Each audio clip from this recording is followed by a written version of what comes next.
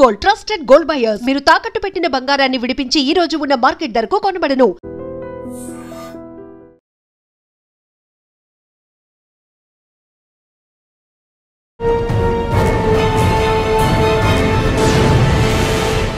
పేరు ఆకే రవికృష్ణ గారు, IPS, IG, eagle director, Andhra Pradesh.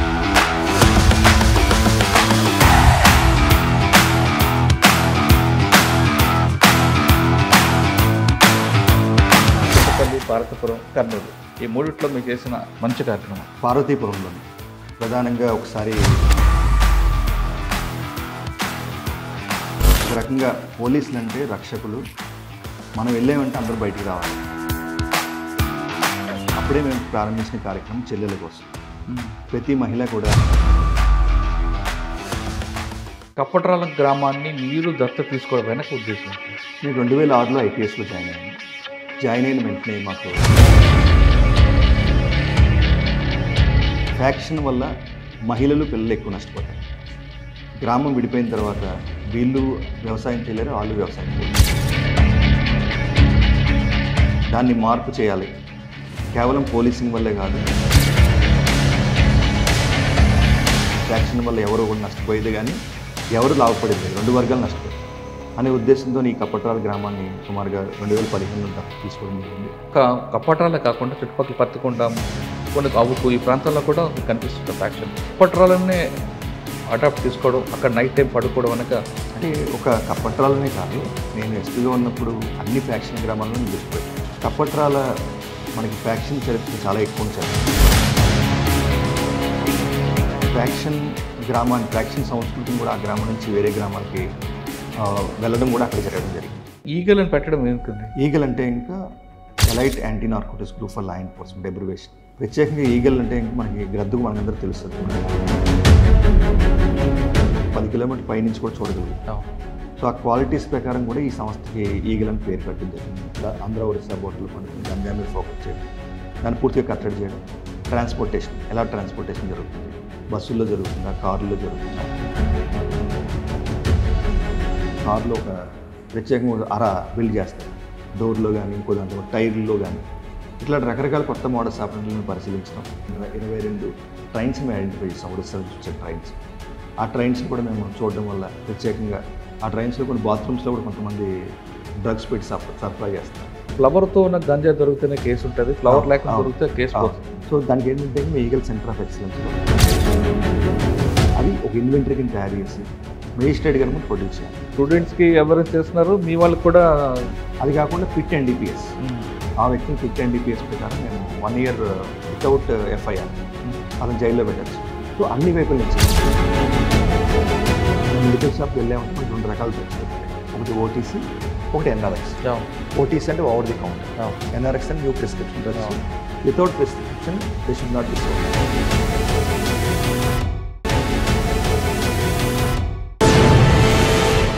Welcome to crime diaries. ఈ వారం మన guest one of the best police officer. ఆయనకి ఎక్కడ సమస్య ఉంటే ఆ సమస్య పరిష్కరించడమే కాకుండా దాని మూలాలకు వెళ్ళడం అనేది ఆయనకు స్పెషలిస్ట్. ఆయన ఈ వారం మన గెస్ట్. పేరు ఆకే రవికృష్ణ గారు, IPS, IG, eagle director, Andhra Pradesh. Ravikrishna గారు పోలీస్ డిపార్ట్మెంట్కి వచ్చినప్పుడు మావోయిస్టు ప్రభావిత ప్రాంతాలైన చింతపల్లి, పార్వతీపురం ప్రాంతాలు పనిచేశారు. అక్కడ మావోయిస్టుల వైపు యువత ఎందుకు వెళ్తుంది, వాళ్ళ భావజాలకు ఎందుకు అట్రాక్ట్ అవుతున్నారు అనే విషయాన్ని కనిపెట్టిన ఆయన ఒకవైపు కూంబింగ్ ఆపరేషన్ చేస్తూనే మరోవైపు యువత అటువైపు వెళ్లకుండా ఒక కార్యక్రమం చేపట్టారు. అదే అమ్మ పిలుపు, చెల్లి పిలుస్తుందిరా అనే కార్యక్రమం చేపట్టడం కాకుండా అసలు యువత ఎందుకు వెళ్తుంది అనే మూలాల కోసం వెతికి దానికి ఒక పరిష్కారం తీసుకొచ్చారు. అక్కడితో ఆగిపోలేదు. తర్వాత ఫ్యాక్షన్ జిల్లాకు వచ్చారు. ఫ్యాక్షన్ జిల్లాలోకి వచ్చిన తర్వాత కర్నూలు ఎస్పీగా పనిచేసిన క్రమంలో ఒక ఫ్యాక్షన్ గ్రామాన్ని దత్తత తీసుకొని అక్కడే రాత్రి పడుకోవడం, ఫ్యాక్షన్ గ్రామాల్లో ఉన్న దాని అడాప్ట్ తీసుకున్న గ్రామాల్లోని యువత అందరికీ చదివించడం, వాళ్ళకి ఆ ఫ్యాక్షన్ వైపు వెళ్లకుండా ఏ విధంగా ఉండాలి, కేసులు పెడితే ఎలా జీవితాలు నాశనం అవుతాయని పూర్తిగా వివరించడమే కాకుండా వాళ్ళందరికీ మంచి చదువు చెప్పించే కార్యక్రమాలు చేశారు. అప్పుడు ఆయన వేసిన విత్తనాలే ఈరోజు ఫలాలుగా వచ్చి అదే గ్రామం నుంచి చాలామంది టీచర్లుగా, గ్రూప్ 1 ఆఫీసర్గా సెలెక్ట్ అయ్యారు. ఆ క్రెడిట్ అంతా కూడా రవికృష్ణ గారికి వస్తారు. ప్రస్తుతం కొంతకాలం తర్వాత కర్నూలు తర్వాత ఆయన ఇంటెలిజెన్స్ ఢిల్లీలో పనిచేశారు. తర్వాత ప్రస్తుతం ఆంధ్రప్రదేశ్లో ఉన్నారు. ఆంధ్రప్రదేశ్లో వచ్చేసరికి గాంజా, డ్రగ్స్, సైబర్ క్రైమ్ ఈ మూడింటికి సంబంధించి ఆంధ్రప్రదేశ్ గవర్నమెంట్ ఖచ్చితంగా దాని మీద ఉక్కుపాదం మోపాలని ఈగల్ అనే ఒక ఏజెన్సీని పెట్టింది. ప్రస్తుతం ఆ ఈగల్ డైరెక్టర్గా పనిచేస్తున్న రవికృష్ణ గారు ఇక్కడ ఉన్న సమస్యని ఏ విధంగా దాని పూర్తిగా మూలాలకు వెళ్ళారు, దాని పూర్తిగా పరిష్కారానికి ఆయన ద్వారా ఉన్న ప్లాన్ ఆఫ్ యాక్షన్ అనే విషయాన్ని సార్ అంటే తెలుసుకుంది. సార్ నమస్తే అండి. నమస్తే. అప్పుడు ఎప్పుడో చూసామండి మీకు పార్వతీపురంలో, చింతపల్లిలో ఆ ప్రాంతంలో ఉన్నప్పుడు పరిచయం అయ్యారు. తర్వాత మీరు కర్నూలు వచ్చారు, కర్నూలులో కొంతకాలం చేశారు, తర్వాత మీరు ఢిల్లీ వెళ్ళిపోయారు. అంటే మీ కార్యక్రమం అప్పుడు ఎలా ఉండేవి అంటే కోంబింగ్, ఎన్కౌంటర్ ఈ రెండే ఉండేవి అప్పుడు. కోంబింగ్, ఎన్కౌంటర్ కాదు, దీనికి రూట్స్కి వెళ్ళాలని మీరు మంచి కార్యక్రమం చూపెట్టారు. అదేవిధంగా ఫ్యాక్షన్లో కూడా మీరు వేసిన సీడ్స్ ఈరోజు ఫ్రూట్స్ వచ్చాయి. ఆ ఫ్రూట్సే చాలామంది పిల్లలందరూ కూడా ఢిల్లీలో జాబులు చేస్తున్నారు, వాళ్ళందరూ చదువుకుంటున్నారు. ఇప్పుడు ఆంధ్రప్రదేశ్, ఒకప్పుడు ఆంధ్రప్రదేశ్లో గంజాయి దేశంలో ఎక్కడ దొరికినా ఆంధ్రప్రదేశ్ మూలాలు కనిపించాయి. కానీ ఇప్పుడు పూర్తిగా కొలాప్స్ అయిపోయింది. దానికి ప్లాన్ ఆఫ్ యాక్షన్ ఏం చేశారు? ఒక్క డ్రగ్స్ విషయం కాకుండా సైబర్ క్రైమ్లో పిల్లలకి ఏ విధంగా ఎడ్యుకేట్ చేస్తున్నారు? ఈ ప్రశ్నలకు సమాధానం చెప్పే ముందు ఒక్కసారి వెనక్కి వెళ్ళి చింతపల్లి, పార్వతీపురం, కర్నూలు ఈ మూడిట్లో మీరు చేసిన ఒక కార్యక్రమం, మంచి కార్యక్రమం. అంటే మీరు ముందుగా ఇంట్రడక్షన్లో చెప్పినట్టుగా ఈ పార్వతీపురంలోని ప్రధానంగా ఒకసారి ఒక ఇన్స్పెక్టర్ గారు వాళ్ళ టీంతో ఒక మారుమూల గ్రామానికి వెళ్ళడం జరిగింది, ఆంధ్ర ఒరిస్సా బార్డర్లో. ఆ గ్రామానికి వెళ్ళిన వెంటనే మొత్తం అక్కడ ఉన్న వాళ్ళందరూ కూడా ఇళ్ళలోకి వెళ్ళిపోయి తలుపులు వేసుకున్నారు. అవునా? అంటే పోలీసులు అంటే భయం వాళ్ళకి. సో అప్పుడే నేను ఏఎస్పీగా కొత్తగా అప్పుడు జాయిన్ అవ్వడం. సో ఇది నాకు చాలా అంటే ఒక రకంగా పోలీసులు అంటే రక్షకులు. మనం వెళ్ళామంటే అందరూ బయటికి రావాలి, అందరూ మనల్ని సహాయం అడగాలనే ఉద్దేశంతో ఆ రోజు ఇన్స్పెక్టర్ గారిని అడిగితే ఇంకా ఈ మావోయిస్ట్ ప్రభావిత ప్రాంతాల్లో ప్రజలకు పోలీసులు అంటే భయం అని చెప్పారు. దాన్ని మార్చాలనే ఉద్దేశంతో 360 డిగ్రీస్ చేశాం. అప్పుడే మేము ప్రారంభించిన కార్యక్రమం చెల్లెల కోసం. ప్రతి మహిళ కూడా ధైర్యంగా వాళ్ళకున్న సమస్యని పోలీసులకు చెప్పాలి అని చెప్పే ఉద్దేశంతో పోస్ట్ కార్డ్స్ ముద్రించి ఆ పోస్ట్ కార్డ్స్ అన్నీ కూడా మారుమూల గ్రామాల్లో ఇవ్వడం జరిగింది చెల్లెల కోసం అని చెప్పేసి. సో దాంట్లో రకరకాల సమస్యలు, సామాజిక సమస్యలు అన్నీ మా దృష్టికి వచ్చాయి. ఉదాహరణకు ఒక పోస్ట్ కార్డ్ ఇప్పుడు కూడా నాకు గుర్తుంది. దాంట్లో ఒక మహిళ రాసింది, అన్న మా ఊర్లోని పేకాట ఆడతారు, పలానా కొండ చివర అక్కడ తుప్పలు ఉంటాయి, దాని తర్వాత ఆడతారు, దాంట్లో మా ఆయన ఉంటాడు, మా ఆయన్ని కొట్టద్దు. సో ఇట్లాగా ప్రత్యేకంగా అటువంటి కొట్టకుండా మాత్రం సమస్య పరిష్కారం కావాలని చెప్పేసి అలాగా, అంటే అంత ఇన్నోసెంట్గా ఉంటారు అక్కడ మహిళలు అందరూ కూడా. అంటే మా ఏజెన్సీ ప్రాంతంలో అందరూ కూడా అంటే వాళ్ళకి ఆ ధైర్యం వచ్చింది, పోలీసు చెప్తే పని అవుద్ది అని చెప్పేసి. అటువంటి ఎన్నో సామాజిక సమస్యలు, నాటు సారా గురించి, వీటి గురించి ఎన్నో సమస్యలు మాకు రాసేవారు. అన్ని సమస్యలు మేము పరిష్కరించాం. దానివల్ల మారుమూల గ్రామాల్లో కూడా పోలీసులు అంటే భయం తగ్గి, పోలీసులు వెళ్తే ఇంక మేము మాకు వాళ్ళ సమస్యలు చెప్పుకునేవారు. వందలాది మెడికల్ క్యాంప్స్ కండక్ట్ చేసాం. చాలామందికి మావోయిస్టులు తల్లిదండ్రులు కూడా మేము కొంతమందిని అక్కడ కలిసినప్పుడు వాళ్ళకి కళ్ళకి కలద్దాలు ఉండేవి, వాళ్ళు ఎప్పుడు చూపు కూడా చూసుకోవడానికి సరైన పరిష్కారాలు ఉండేవి. మెడికల్ క్యాంప్స్ పెట్టి వాళ్ళకు కూడా కళ్ళద్దాలు ఇప్పించాం. సో అట్లాగా మేము ప్రారంభించిన కార్యక్రమం. తర్వాత చింతపల్లి వచ్చినప్పుడు అమ్మ పిలుపు కార్యక్రమం మొదలుపెట్టాం. అమ్మ పిలుపు ప్రధానమైన ఉద్దేశం ప్రతి ఒక్కరు కూడా బ్యాలెట్, మన డెమోక్రసీలో ఆయుధం కంటే మనకి అక్షరం చాలా గొప్పది. అదేవిధంగా బ్యాలెట్ కంటే ఎట్టి పరిస్థితుల్లో కూడా బుల్లెట్ అనేది పెద్దది కాదు. బ్యాలెట్ అన్నది మన డెమోక్రసీలో మూలం కాబట్టి బ్యాలెట్ ద్వారానే మనకి అధికారం రావాలి, బుల్లెట్ ద్వారా కాదు. అదేవిధంగా మావోయిస్టులు కూడా ఆ ఐడియాలజీ బయటికి తీసుకురావాలని అమ్మ పిలుపు కార్యక్రమం మొదలుపెట్టాం. ఎన్నో విస్తృతమైన కార్యక్రమాలు చేస్తాం. దాంట్లో ప్రధానంగా మేము ప్రతి గ్రామం నడుచుకుంటూ వెళ్తుంటే ఇంకా మాకు ఎన్నో సమస్యలు, ఎన్నో రకాల అనుభవాలు వచ్చినాయి. ఉదాహరణకి నేను ఒక గ్రామం వెళ్ళినప్పుడు ఒక స్కూల్లో మేము పిల్లలతో మాట్లాడుతున్నప్పుడు యాదృచ్ఛికంగా నేను ఎవరైనా సముద్రం చూసారని అడిగాను, విశాఖపట్నం చూసారని. ఒకళ్ళు కూడా చేయట్లేదు. సో చాలా ఆశ్చర్యం అనిపించింది. అలాగే ప్రతి కాలేజీకి వెళ్ళినప్పుడు ప్రతి చోట కూడా నేను వాళ్ళకి కాలేజీలో అడిగినప్పుడు విశాఖపట్నం చూడని వాళ్ళే ఎక్కువ మంది ఉన్నారు. కనీసం ఒకళ్ళిద్దరు కూడా చూసినట్టు చెప్పలేదు. సో ఆ టైంలోని వినీత్ బిజ్లాల్ గారు ఎస్పీ, నేను ఏఎస్పీ చింతపల్లిగా ఉన్నాను. సార్కి ఫోన్ చేసి మాకు ఒక బస్సు ఇవ్వండి సార్, ఈ పిల్లలందరినీ మేము విశాఖపట్నం పంపిస్తాం, జస్ట్ మనకి బాహ్య ప్రపంచం తెలియాలి వీళ్ళందరికీ కూడా అనే ఉద్దేశంతో వాళ్ళని పెట్టడం. తర్వాత సార్ కూడా దాన్ని ఒక మంచి కార్యక్రమం తీర్చిదిద్ది, సార్ ప్రత్యేకంగా ఆ కార్యక్రమంలోని ఎన్నో యాడ్ చేసి విశాఖపట్నంలో సముద్రం, అదేవిధంగా ఇంకా ఇతరత్ర ప్రాంతాలు చూపించి వాళ్ళకు ఎక్స్కర్షన్ కింద మార్చడం జరిగింది. ఈరోజు కూడా ఆ కార్యక్రమం కొనసాగుతుందని ఇటీవల చాలామంది చెప్పారు. అదేవిధంగా అక్కడ మనకి పోలీస్ స్టేషన్ రావాలంటే భయం. సో అక్కడ యువతకు కూడా ఉద్యోగాలు కల్పించడం కోసం కృష్ణపట్నం పోర్టులో మాట్లాడి వాళ్ళ బస్సుల ద్వారా వచ్చి ఎంతోమంది ఉపాధి కల్పించడం జరిగింది. సో మావోయిస్టులందరికీ వాళ్ళ ఇళ్ళకి వెళ్ళి చెప్పడం జరిగింది. సో ఇట్లాగా విస్తృతంగా గాంధీయన్ పోలీసింగ్ మేము ప్రజల్లోకి తీసుకెళ్ళడం జరిగింది. ప్రత్యేకంగా ఇలా చేయడం వల్ల చాలా గ్రామాల్లో మార్పు వచ్చింది. ప్రజలకి పోలీసులకి మధ్య ఎప్పుడైతే సత్సంబంధాలు ఉంటాయో అటువంటి ప్రాంతాల్లోని ఈ మావోయిజం కానీ టెర్రరిజం కానీ ఇటువంటి సమస్యలు ఉండవని మేము మాకు అనుభవపూర్వకంగా తెలిసింది. సార్ మీరు రూట్స్కి వెళ్ళారు, అదంతా చేసుకొస్తున్నారు. కానీ అక్కడ మీకు ఒక ట్రబుల్ మాంగర్ ఉండేవారు అప్పుడు, బాకూరు వెంకటరమణ అలియాస్ గణేష్. రెగ్యులర్ ఏదో ఒక ఎఫెక్ట్ చేయడం, ఏదో ఒక ఎఫెన్స్ చేయడం చేస్తాడు. మరి ఆయన మీద ఇప్పుడు ఫోకస్ పెట్టారా? అప్పట్లోని చాలా కొమ్మింగ్ ఆపరేషన్లు, రకరకాల కార్యక్రమాలు, బోత్ పోలీసింగ్ పరంగా ఏం చేయాలో అవన్నీ చేసేవాళ్ళం. అదేవిధంగా ప్రజల్లో మౌలికమైన మార్పు రెండు కూడా చేయడం జరిగింది. దానివల్ల ఎన్నో రకాల సమస్యలు, అంటే తర్వాత కాలంలోని ఎంతోమంది మావోయిస్టులు, అదేవిధంగా మిలీషియా మెంబర్స్ నేనున్న సమయంలోని తర్వాత సమయంలో చాలామంది సరెండర్ అయ్యారు. జనజీవన స్రవంతిలో కలిశారు. ఇప్పుడు కూడా మేము ఇప్పుడు కోరుకునేది ఒకటే, అందరూ కూడా జనజీవన స్రవంతిలోకి రావాలి, మెయిన్ స్ట్రీమ్ పాలిటిక్స్లో పాల్గొవాలి, దాని ద్వారా రాజ్యాధికారం సాధించాలి. అక్కడ నుండి ఎక్కడికి వచ్చారండి? సో చింతపల్లి తర్వాత నేను గుంటూరు ఎస్పీగా పనిచేశాను కొన్నాళ్ళు. తర్వాత కర్నూలు ఎస్పీగా, మీద కర్నూలు గురించి చెప్తున్నారు. గుంటూరులో ఏముందండి సార్ మీకు ఛాలెంజ్ ఏమొచ్చింది? క్లబ్లు ఉండేవి అప్పుడు. గుంటూరులో మేము ఈ క్లబ్స్ మీద కూడా చాలా దాడులు చేసేవాళ్ళం.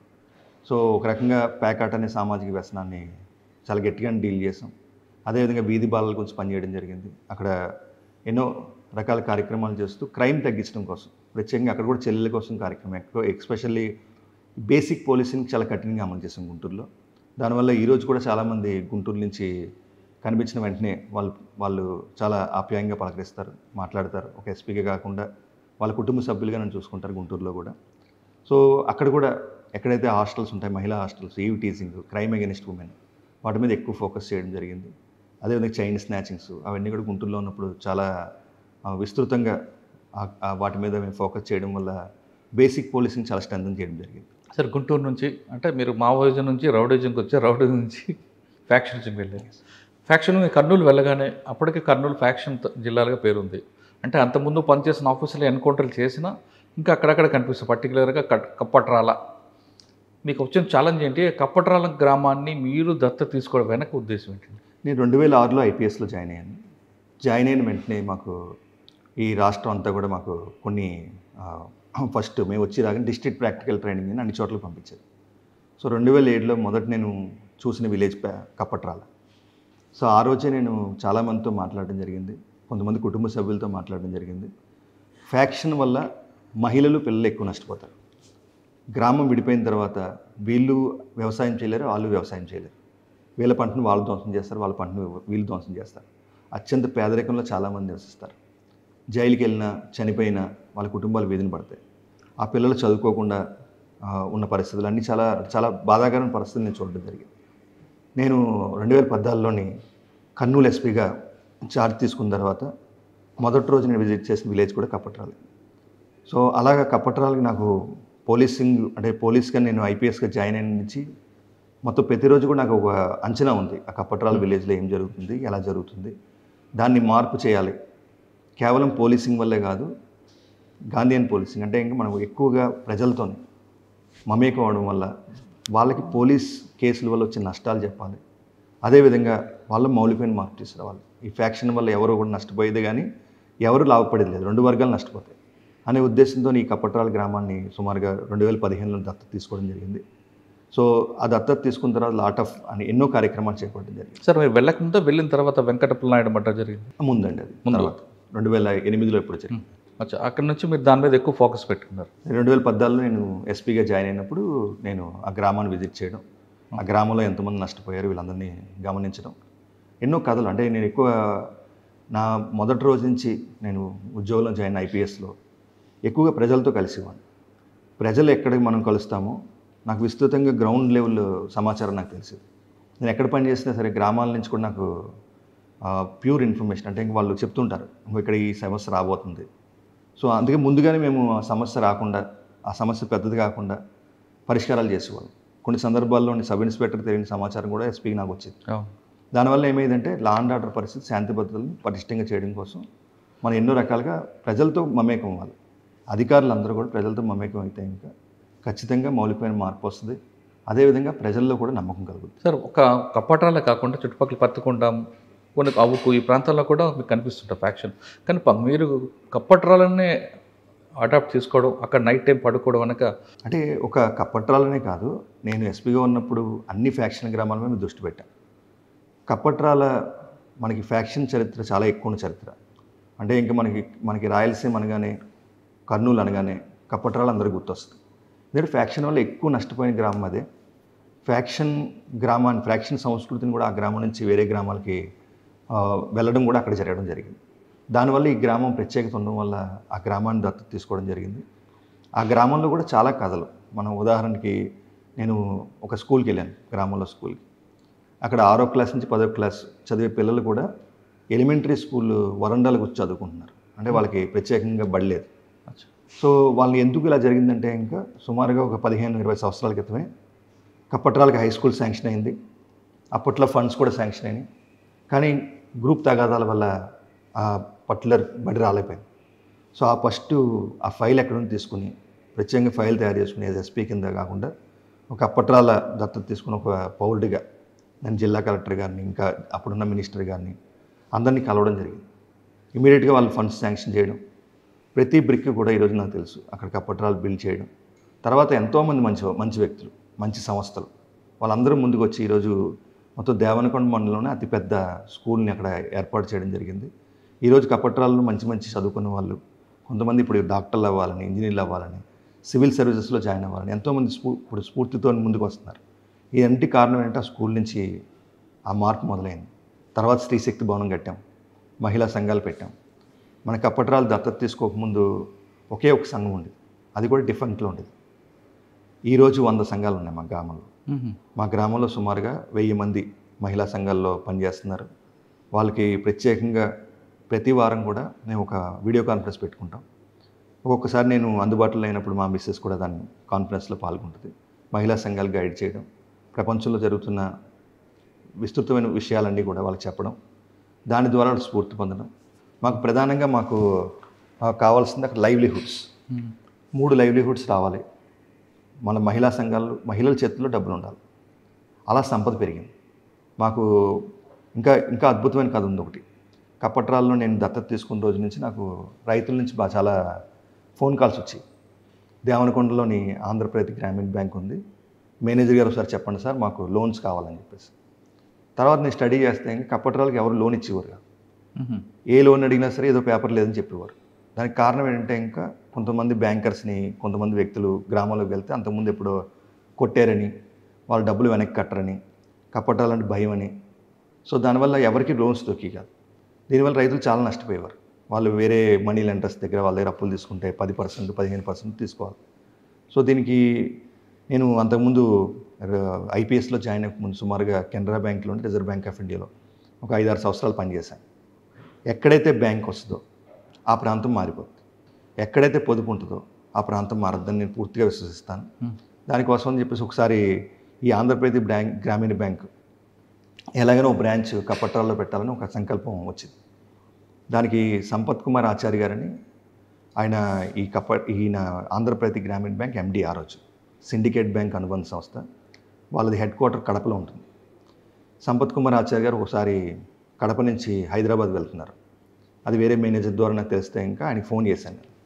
నేను పలానా ఎస్పీ కర్నూలు, నా పేరు ఆకే రవికృష్ణ, మీరు హైదరాబాద్ వెళ్తున్నట్టు తెలిసింది, మీరు దారిలో ఒకసారి మా ఎస్పీ ఆఫీస్లో కర్నూలులో ఆగి ఒక కప్పు కాఫీ తాగి వెళ్ళండి అని చెప్తే ఇంకా ఆయన మీరు గురించి నేను విన్నాను సార్, మీరంటే మాకు కూడా అభిమానం అని చెప్పారు. ఆయన వచ్చిన తర్వాత సుమారుగా ఒక 20 నిమిషాలు మాట్లాడాను. కప్పట్రాలు దత్తత తీసుకోవడం, అప్పుడు అంతకుముందు మేము blood donation camps, eye donation camps ఇవన్నీ చేయడం, ఇవన్నీ చేస్తున్నామని చెప్పి ఇవన్నీ చెప్తే అవన్నీ చూసి చాలా ఆయన ఇంప్రెస్ అయ్యి, నేను లాస్ట్లో రిక్వెస్ట్ చేశాను మా కప్పట్రాల్లో ఒక ఆంధ్రప్రదేశ్ గ్రామీణ బ్యాంక్ బ్రాంచ్ పెట్టాలి సార్ అని. ఆయన మీరు ఎస్పీ గారు మీరు అడుగుతున్నారు కాబట్టి మేము 1 కాదు 4 బ్రాంచ్లు పెడతాం, కానీ ఆ గ్రామంలో తప్ప అని చెప్పారు. అంటే ఈజ్ రెడీ టు వేరే చోట పెట్టడానికి. నేను మళ్ళీ ఇంకో 10 నిమిషాలు ఎక్స్ప్లెయిన్ చేసి అట్లా ఇది కాదు, ఈ గ్రామం ఇంతలాగా నష్టపోయింది అండ్ మీరు పెట్టకపోవడానికి కారణాలు కూడా నాకు తెలుసు కాబట్టి నాది బాధ్యత. వాళ్ళు మీరు 100 రూపాయలు లోన్ ఇవ్వండి, 100 రూపాయలు కడతారు. సో 9 షూరిటీ, ఆ బ్యాంక్కి అని ఆ రోజు వాళ్ళకి చెప్పడం జరిగింది. ఆ రోజు ఆ బ్యాంక్ పెట్టిన తర్వాత ఆయన అన్ని కన్విన్సింగ్గా విన్న తర్వాత హైదరాబాద్ వెళ్ళి రాత్రే ఆయన ఫ్యాక్స్ ఇచ్చారు. ఫోన్ చేసి రవికృష్ణ గారు మీకు కపట్రాల బ్రాంచ్ శాంక్షన్ అయింది, రిజర్వ్ బ్యాంక్ ఆఫ్ ఇండియాకి కూడా మేము సమాచారం ఇచ్చేసామని చెప్పారు. కేడీసీసీ అక్కడ ఒక బిల్డింగ్ ఖాళీ ఉంటే ఇంకా ఆ బిల్డింగ్లోని బ్రాంచ్ స్టార్ట్ చేశారు. ఆ బ్రాంచ్ పెట్టే ముందు మేము కపట్రాల రచ్చబండ దగ్గర ఒక మీటింగ్ పెట్టాం రైతులందరికీ, రైతులకి, మహిళలకి, పిల్లలందరికీ కూడా. ఆ మీటింగ్లోని నేను బంగారు బాతుగా చెప్పాను.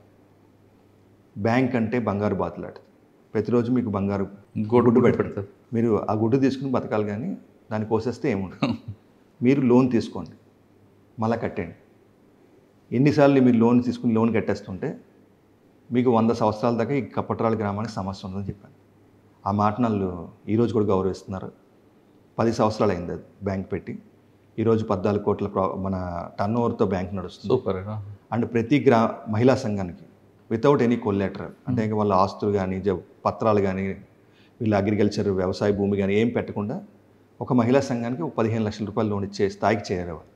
అంటే ప్రతి మహిళ 1,00,000 రూపాయలు లోన్ తీసుకొచ్చారు. ఓకే. సో అట్లాగా మహిళా సంఘాలు అభివృద్ధి చెందడం, గ్రామంలో సంపద రావడం, అన్ని ప్రభుత్వ పథకాలు వాళ్ళకి అందడం, అదేవిధంగా బ్యాంకు, అదేవిధంగా ఒక కళ్యాణ మండపం కట్టాము, స్త్రీ శక్తి భవనం కట్టాము. ఇట్లా ఇన్ని కార్యక్రమాలు చేయడం వల్ల ఈరోజు గ్రామం ఒక అశాంతి నుంచి శాంతిపై ప్రయాణిస్తుంది. ఈరోజు ఒక మంచి గ్రామంగా, ఆదర్శ గ్రామంగా మొత్తం చుట్టుపక్కల ఉన్న గ్రామాలన్నీ కూడా ఇప్పుడు ఈరోజు కపట్రాల వైపు చూస్తుంది. సార్ అదొక్కటే కాకుండా మీరు ఇచ్చిన ట్రైనింగ్ వల్ల మీకు మిమ్మల్ని స్ఫూర్తిగా తీసుకొని కొంతమంది సివిల్స్ సాధించారు, గ్రూప్ 1 సాధించారు. అలా ఆ విధంగా ఎంతమంది ఉండొచ్చు? అంటే ఇప్పుడు గ్రూప్స్, సివిల్స్ ఇంకా చదువుతున్నారు పిల్లలందరూ కూడా. లాస్ట్ బ్యాచ్ రీసెంట్గా మనకి 8 మంది టీచర్లు అయ్యారు. So government teachers. సో వాళ్ళు ఇప్పుడు నిన్న మేము ఒక అమ్మాయికి సన్మానం చేసాం. ఒక అమ్మాయికి, ఆ అమ్మాయి 10వ క్లాస్ 9వ క్లాస్ 10వ క్లాస్ ఉన్న సమయంలో కూడా సుగ్గికి వెళ్ళేవారు. మనకి గుంటూరులోని మనకి కాటన్ మిల్స్ అవి ఉంటాయి. ఫ్యామిలీ మొత్తం కపట్రాల నుంచి వలస వెళ్ళి అక్కడ పని చేసుకుంటారు. సో ఆ అమ్మాయి చదువు కూడా ఆగిపోద్ది. అక్కడ కూడా ఆ అమ్మాయి కూడా పని చేయాల్సిన పరిస్థితులు ఉంటాయి. సో ఇటువంటి పరిస్థితుల నుంచి అమ్మాయిని మోటివేట్ చేసి ఆ అమ్మాయికి తానా వాళ్ళు ప్రత్యేకంగా అమ్మాయిని అడాప్ట్ చేసుకున్నారు. తానా వాళ్ళే మనకి స్త్రీ శక్తి భవనం కట్టారు అక్కడ. ఆ అమ్మాయిని అడాప్ట్ చేసుకుని ఆ అమ్మాయిని చదివించారు. ఆ అమ్మాయి ఇప్పుడు అగ్రికల్చర్లోని బీఎస్సీకి తిరుపతిలో సీట్ వచ్చింది. మంచి ర్యాంక్ వచ్చింది అమ్మాయికి ఎంసెట్లో కూడా. సో అమ్మాయి ఇప్పుడు ఈరోజు అమ్మాయి లక్ష్యం ఒక ఐఏఎస్ ఆఫీసర్ అవ్వాలని చెప్పి అమ్మాయి లక్ష్యం పెట్టుకుంది. సో అమ్మాయి మేము గైడ్ చేస్తున్నాం, ఆమెకు కావాల్సిన సహాయ సహకారాలు అన్నీ అందిస్తున్నాం. అలా చాలామంది పిల్లలు ఈరోజు ఇన్స్పైర్ అవుతున్నారు. కొంతమంది గవర్నమెంట్ జాబుల్లోని, కొంతమంది ప్రైవేట్ జాబుల్లోని, అన్ని రకాలుగా. సో గ్రామంలో విద్యార్థులు ప్రత్యేకంగా మేము ఫోకస్ పెట్టింది విద్యార్థుల మీద, రైతుల మీద, మహిళల మీద. సో ఇదంతా కూడా రెవెన్యూ డిపార్ట్మెంట్ చేయాలి కదా. అంటే ఇది గ్రామాన్ని దత్తత తీసుకున్నప్పుడు గ్రామం మాది, మా కుటుంబంలో భాగం. నేను ఢిల్లీ వెళ్ళి తర్వాత ఇక్కడికి వచ్చినప్పుడు సుమారుగా 2 బస్సులు జనం వచ్చారండి. 2 బస్సులు వేసుకుని నేను వస్తాను విలేజ్కి అని చెప్పినా సరే వాళ్ళు నన్ను మమ్మల్ని చూడడానికి, మా కుటుంబాన్ని చూడడానికి సో ప్రత్యేకంగా ఇక్కడ రావడం జరిగింది. అంత అభిమానం వాళ్ళకు ఉంది. మేము కూడా వాళ్ళని ఇప్పుడు కూడా ఎవరైనా ఫోన్ చేసి ఫ్యామిలీ మెంబర్ లాగా, ఒక ఫ్యామిలీ మెంబర్స్ కింద. సో అదేవిధంగా ఇప్పుడు సేట్రీస్ అని ఒక సంస్థ వచ్చింది మాకు బెంగళూరు నుంచి. సుమారుగా 1,00,000 మొక్కలు వాళ్ళు ఉచితంగా పళ్ళ మొక్కలు పంపిణీ చేశారు గత 2-3 సంవత్సరాలుగా. సో రైతులకి ప్రత్యేకంగా వాళ్ళు శిక్షణ ఇస్తున్నారు. వాళ్ళకి ఫ్రీగా వాళ్ళ గుంటలు తవ్వుకోవడానికి ఒక చెరువు బాగు చేస్తున్నారు. సో ఎన్నో రకాలుగా కోరమండల సంస్థ మాతో పాటు ఉంది. ఇట్లా ఎన్నో రకాల సంస్థలు ఉన్నాయి, మంచి వ్యక్తులు ఉన్నారు. అందరూ కూడా కపట్రాల వైపు చూస్తున్నారు. ఇంకా ముందు మేము ఇంకా ప్రాజెక్ట్స్ తీసుకురావాలని ప్రయత్నం చేస్తున్నాం. So lot of activities. Sir Kurnool నుండి కొంతకాలం మీరు అదృష్టం అయిపోయారు. ఎక్కడికి వెళ్ళారండి? దాదాపు 8 సంవత్సరాలు. సుమారుగా ఒక 6 సంవత్సరాలు నేను సెంట్రల్ డిప్యూటేషన్లో పనిచేశాను, మినిస్ట్రీ ఆఫ్ హోమ్ అఫైర్స్లో. సో అక్కడ కూడా చాలా విషయాలు నేను నేర్చుకున్నాను. జాతీయ భద్రతకు సంబంధించిన అంశాలు, అదేవిధంగా ఇంకా వరల్డ్ బెస్ట్ ప్రాక్టీసెస్ అవన్నీ కూడా నేను చూడడం జరిగింది. అదేవిధంగా నేను మినిస్ట్రీ ఆఫ్ ఎక్స్టర్నల్ అఫైర్స్లో కూడా 3 సంవత్సరాలు నేను చైనాలో పనిచేయడం జరిగింది. బీజింగ్లోని ఎంబసీ ఆఫ్ ఇండియాలో కౌన్సిలర్గా. అక్కడ కూడా ఎన్నో విషయాలు నేను నేర్చుకున్నాను. అక్కడ చీఫ్ సెక్యూరిటీ ఆఫీసర్ కింద, చీఫ్ వీసా ఆఫీసర్ కింద ఎన్నో రకాలుగా నేను నా విధులు నిర్వర్తించాను. సుమారుగా మేము ఒక 50 దేశాల డిప్లొమాట్స్తో కూడా రకరకాల ఇంటర్నల్ సెక్యూరిటీ అంశాలు అవన్నీ కూడా మేము అక్కడ తెలుసుకోవడం జరిగింది. మీరు పుట్టింది ఎక్కడండి? నేను పుట్టింది రాజమండ్రి అండి. రాజమండ్రి నుంచి మీరు ఇంటర్నేషనల్లో మీ ఎక్స్పోజ్ అయిపోయారు. అవును. ఓకే సార్, అక్కడ 8 సంవత్సరాల తర్వాత ఆంధ్రప్రదేశ్ క్యాడర్ కాబట్టి మీకు వచ్చారు. ఇక్కడ రాగానే మీకు గాంజా మీకు ఆ టార్గెట్ ఇవ్వడానికి కారణం ఏంటనుకోవచ్చు? మీరు ఇది తీసుకున్న తర్వాత ఛాలెంజ్ ఏమొచ్చు? సో హానరబుల్ సీఎం గారు వచ్చినప్పుడు ఈ టాస్క్ ప్రత్యేకంగా ఇవ్వడం జరిగింది. ఆంధ్రప్రదేశ్ ప్రభుత్వం చాలా కఠినంగా ఈ గంజాయి డ్రగ్స్ వల్ల మన యువత నష్టపోతుందని చెప్పేసి ఒక సంస్థను స్థాపించాలని చెప్పేసి ఆయన సంకల్పించారు. యాంటీ నార్కోటిక్ టాస్క్ ఫోర్స్కి ఈగల్ అని నామకరణం కూడా దానికి చేశారు. అంటే ఈగల్ అని పెట్టడం ఎందుకండి? ఈగల్ అంటే ఇంకా elite anti narcotics group for law enforcement abbreviation. ప్రత్యేకంగా ఈగల్ అంటే ఇంకా మనకి గ్రద్దుకు మనకందరూ తెలుస్తుంది కూడా. ఈగల్ ప్రత్యేకంగా చాలా షార్ప్ ఫోకస్ ఉంటుంది. అది ఎంత దూరం నుంచి అయినా సరే, ఎక్కడ ఏ విధమైన జరిగినా సరే ఒక 10 కిలోమీటర్ల పై నుంచి కూడా చూడగలుగుతాం. సో ఆ క్వాలిటీస్ ప్రకారం కూడా ఈ సంస్థకి ఈగల్ అని పేరు పెట్టడం జరిగింది. ప్రత్యేకంగా నేను ఈగల్ మన పుట్టిన తర్వాత మేము సదరన్ డీజీపీస్ కాన్ఫరెన్స్కి వెళ్ళాం చెన్నైలో ఫస్ట్లో. ఆ కాన్ఫరెన్స్లో కూడా కొంతమంది వేరే రాష్ట్రాల అధికారులు ఒక ఇండియా పటంలో చూపిస్తూ ఆంధ్రప్రదేశ్లో గంజాయి పండుతుందని మొత్తం మన ఆంధ్రప్రదేశ్ మొత్తం గ్రీన్లో చూపించారు. సో ఆ రోజు చాలా బాధ కలిగింది. వాళ్ళు చెప్తూ కూడా ఏఎస్ఆర్ జిల్లా అని చెప్పారు. సో ఆ రోజే మన ప్రభుత్వం ఇచ్చిన టాస్క్ మేము ప్రారంభించడం జరిగింది. ఎందుకంటే ఏఎస్ఆర్ అంటే ఇంకా అల్లూరి సీతారామరాజు. అల్లూరి సీతారామరాజు నేను చిన్నప్పటి నుంచి నేను స్ఫూర్తి పొందాను ఆయన ద్వారా. అల్లూరి నడిచిన నేల, ఆయన ప్రాణత్యాగం చేశారు చాలా యుక్త వయసులో. అటువంటి నడిచిన నేలలోని గంజాయి పండకూడదు, ఆ నేలకి చెడ్డపేరు తీసుకురాకూడదని చెప్పేసి గిరిజన తమ్ముళ్ళకి చెల్లెలు అందరికి కూడా ఈ ప్రోగ్రాం గురించి మేము చెప్పడం జరిగింది. ప్రత్యేకంగా మేము దీని ద్వారా అల్లూరు నడిచిన నేలలోని ఈ గంజాయి ఇటువంటి పండకూడదని చెప్పేసి ఎన్నో రకాల కార్యక్రమాలు చేపట్టాం. అంటే అక్కడ ముందు గిరిజనులందరికీ సమాజపరిచి అల్లూరు సీతారామ నడిచిన నేల ఇక్కడ మనం గంజాయి పండించకూడదని మీరు ఎక్స్ప్లెయిన్ చేశారా? ఎస్. సో ఈరోజు ఆంధ్రప్రదేశ్లో గంజాయి సాగుని పూర్తిగా నిర్మూలించడం జరిగింది. దీన్ని అచీవ్ అవ్వడానికి రకరకాల మార్గాలు ఉపయోగించాం. ఒకటి మన డిస్ట్రిక్ట్ పోలీస్ ద్వారా డ్రోన్ సర్వేలెన్స్, అడ్రిన్ శాటిలైట్స్, కోఆర్డినేట్ సెర్చ్ ఆపరేషన్స్, విస్తృతమైన అవేర్నెస్ క్యాంపెయిన్స్, ప్రతి గ్రామానికి వెళ్ళడం, ఈ గంజాయి వల్ల నష్టాలు చెప్పడం, కేస్ స్టడీస్ చెప్పడం. ఉదాహరణకి ఒక కేస్ స్టడీ ఏంటంటే విజయనగరంలో ఒక అమ్మాయి ఇన్స్టాగ్రామ్ గ్రూప్లో బానిస అయ్యి, ఆ అమ్మాయి అర్ధరాత్రి 2 గంటలకి ఇంటికి వస్తుందని ఒక తల్లి మాకు ఫోన్ చేసింది 1972 కాల్ సెంటర్. సో ఆ గంజాయి ముక్క పండించింది ఎవరు? ఈరోజు ఆ అమ్మాయి ఆ తల్లి అడిగింది మమ్మల్ని, నేను ఎందుకు బతుకున్నానో నాకు తెలియట్లేదు, ఈరోజు మా కూతురు 2 గంటలకి ఇంటికి వస్తుంది అని చెప్పి. ఆ అమ్మాయి 14 సంవత్సరాల తమ్ముడికి కూడా గంజాయి అలవాటు చేసింది. సో వాళ్ళందరినీ మనం డీఅడిక్షన్ సెంటర్ పంపించాము. ఇటువంటి కేస్ స్టడీస్ కూడా మేము విశాఖపట్నం మన ఈ ఏఎస్ఆర్ జిల్లాలోని రైతులకు చెప్తున్నాం. ఇవన్నీ జరుగుతున్నాయి, ఈ గంజాయి వల్ల ఇంతమంది నష్టపోతున్నారు, కుటుంబాలు కూలిపోతున్నాయని చెప్పేసి. అదేవిధంగా పోలీసింగ్ ఇలా చేస్తూ, అదేవిధంగా ఆల్టర్నేటివ్ క్రాప్ సపోర్ట్. ఉదాహరణకి ఆల్టర్నేటివ్ క్రాప్ సపోర్ట్లో లాస్ట్ ఇయర్ గత సంవత్సరంలో 46 లక్షల శాప్లింగ్స్ ఉచితంగా పంపిణీ చేయడం జరిగింది. సుమారుగా 10,803 ఎకరాలకి ఇది పంపిణీ చేయడం జరిగింది.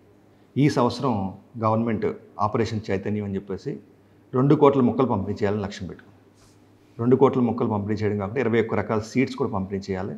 35,000 ఎకరాలు, 25,000 ఫార్మర్స్కి ఈ బెనిఫిట్ రావాలని చెప్పేసి గంజాయి మొక్క మన ఆంధ్రప్రదేశ్లో పండకూడదని ఒక సంకల్పంతో ఈ కార్యక్రమం మొదలుపెట్టారు.